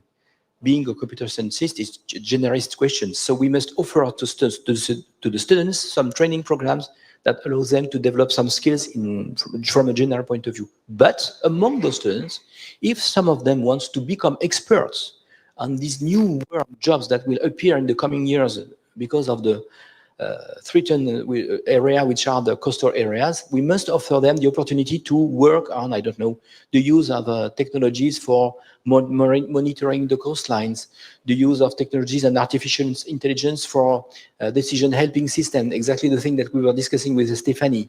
So there are a lot of things that can be done, applied to the territory, to the coastal management question, but we must keep in mind that all the students may not be interested by this. So we must find but the idea is to create experts, to be the reference university providing expert on coastal management. I don't know if I replied to your question, but it is a very important and difficult subject, yeah. I just wanted to add, we are, as you are maybe, we are not a thematic, or maybe we are not a thematic European university, but a challenge-driven university. That makes a slight difference and might change also the perception from the different services. We are talking about a challenge, social, coastal sustainable development, smart coastal urban coastal system. Okay, Max, yes. And in this way, seen from this angle, this can maybe, it is also conversation, communication, and convincing, continuous convincing that nobody is excluded in the universities. We should really try to establish this perception.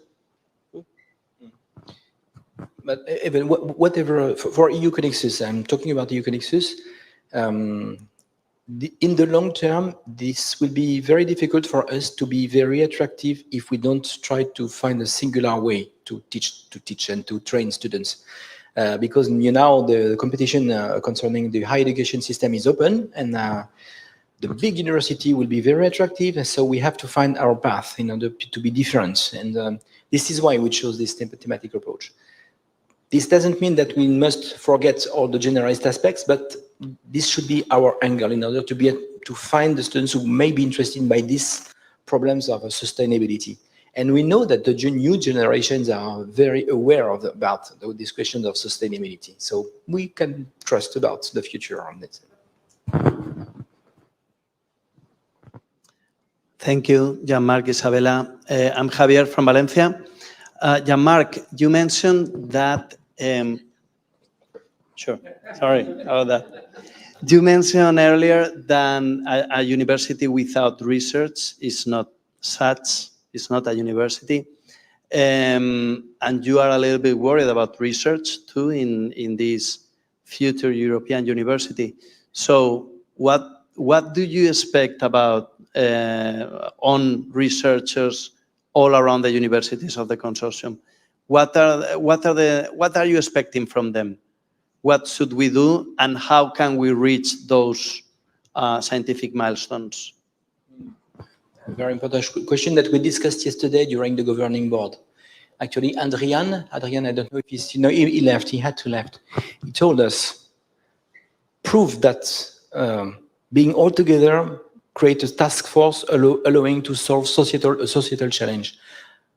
Reply to the Horizon Europe projects together and be strong on that, and show that EU-CONEXUS has the strength and the possibility to create something which is different, focused on smart urban coastal sustainability. So the first thing to do and to say to the researchers is that as soon as you see the call for a project coming from the European Commission on the Green Deal or whatever you want, think EU-CONEXUS first. Even if I know all the researchers have already their own networks and it's difficult to change the direction, but it's very important in the long term to prove that the strength of EU-CONEXUS is adapted to solve this kind of problem. So to have the reflex of working all together. And when you think about this call that you just saw in the mission for sustainable cities or smart cities, think about EU-CONEXUS and think about the support that EU-CONEXUS can give you. We have the project support. We have an expert type of project development in the Alliance, and researchers in the whole Alliance can in the future profit from these centralized supports, also trainings. I think, yes, share this information that Isabella gave to you now. We have now a centralized support, and Lucy is there.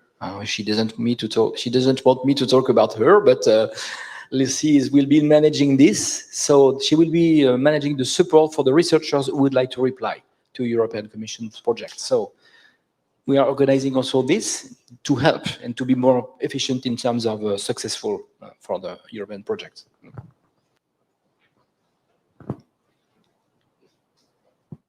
Any more questions? Oh, okay. Thank you a lot. I was listening, and at some point I was co-creating a lot of goals that we had, and I want to share something that I remember 3 years ago. I was standing in front of UCV community explaining our goals, and majority of them like, you are dreaming and saying nothing. It's impossible. And we did it possible, step by step. If not in 10 years, European University, maybe in 15. Rome wasn't built in a day, right? Here comes my question, a little bit to guide us. And the question comes to all of us, because it's not you should be two of you sitting here and responding about the future of university, especially what we are doing in the next 4 years. But it should be round table with all of us talking and co-creating. In the statistics we saw, we have around 900 study programs. We are 9 universities with 9 languages. How could we be, well, maybe multiple questions. How could we open up these study programs when we are still focusing on national languages? And we want to use this asset, how we can change this, how, well, the language issue in opening the programs. Another aspect, we want to innovate and to transform our study programs and courses, modules, right? And creating something new and starting from the very beginning. We know with minors and master, it's additional budget, right? So we need to use what we have in place already, but at the same time, maybe that what we have it is not innovative enough. So we need, it's like double thing in many aspects. Multilingualism and one language to study. Sustainability, financial sustainability, which it's good to use what we have, but we need to innovate. Any comments, and also from the audience, from where to start? I believe we can find solution, but maybe we can start looking for it today. This is a question for you.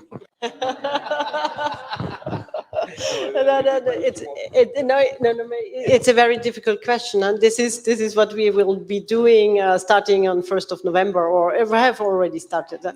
We did the multilingualism is the most important, the most difficult question. We had plans, and it's not easy to work in this multilingual environment, and multilingual study offers are not the things that students can cope with. I think it's also simply not possible to study in Croatian when you come from Spain or whatever. No, the English will stay. English will stay the most important language that we have to work with.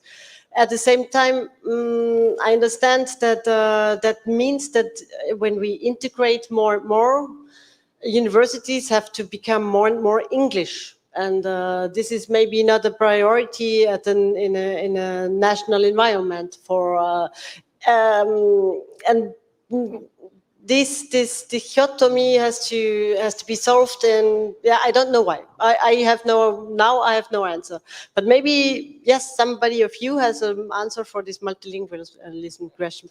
For the innovation, I'm not that pessimistic, because innovative pedagogies or methodologies are now tried and piloted at all levels in the universities. I think we are all experimenting with new ways of doing study programs, and we can only profit from the tests and the pilots that we do together and we combine, and so we will even enhance this innovative power that is created institutionally. This is my... It's a very difficult question. But you gave this task to us. Yeah. Well, we all gave these tasks to us to be solved, right? So let's start creating this. Yeah. Some solutions may come from the fact that when a student is going to move or to follow a class given in another language than his or her language, we can think about intensive classes in order to learn the basics in the given language, so that when coming or following a class, he could start following, and progressively, by being in an immersive system in a given language, you can progress very quickly. The faculty of the students to learn a new language when they are in an immersive system is very impressive.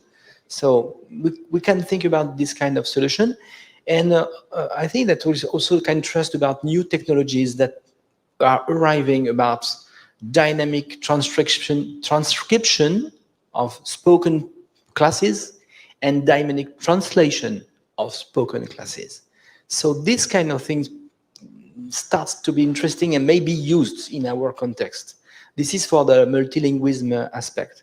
For the concerning the innovation, you are right. It's very difficult to change the system globally, and if we rely on what is already existing, it may be not so much innovative. I think it's the responsibility of each of the president and rector of the campus to try to impose some new approach for the education of our students. And I'm totally confident in the fact that the students, if they know about some new way to learn, they will push also this, they will contribute to push the system and to make it change. I remember the purpose of, I forgot your name, Basile, when she said that she had a different approach for being educated. So if she discussed with her friends, they will maybe ask to the professor, "Oh, I could have this kind of experiments. Can I have the same kind of experiments for teaching? And then the system could spread it, could be spread thanks to the pressure expressed by the students. And you should, the students, and push the pressure on the system so that we must stop having only a top-down knowledge transfer from the professor to you. You must be dynamically integrating in your education. You must participate to the production of your knowledge. And if we start doing this, maybe the system will change. But it's a very long-term question.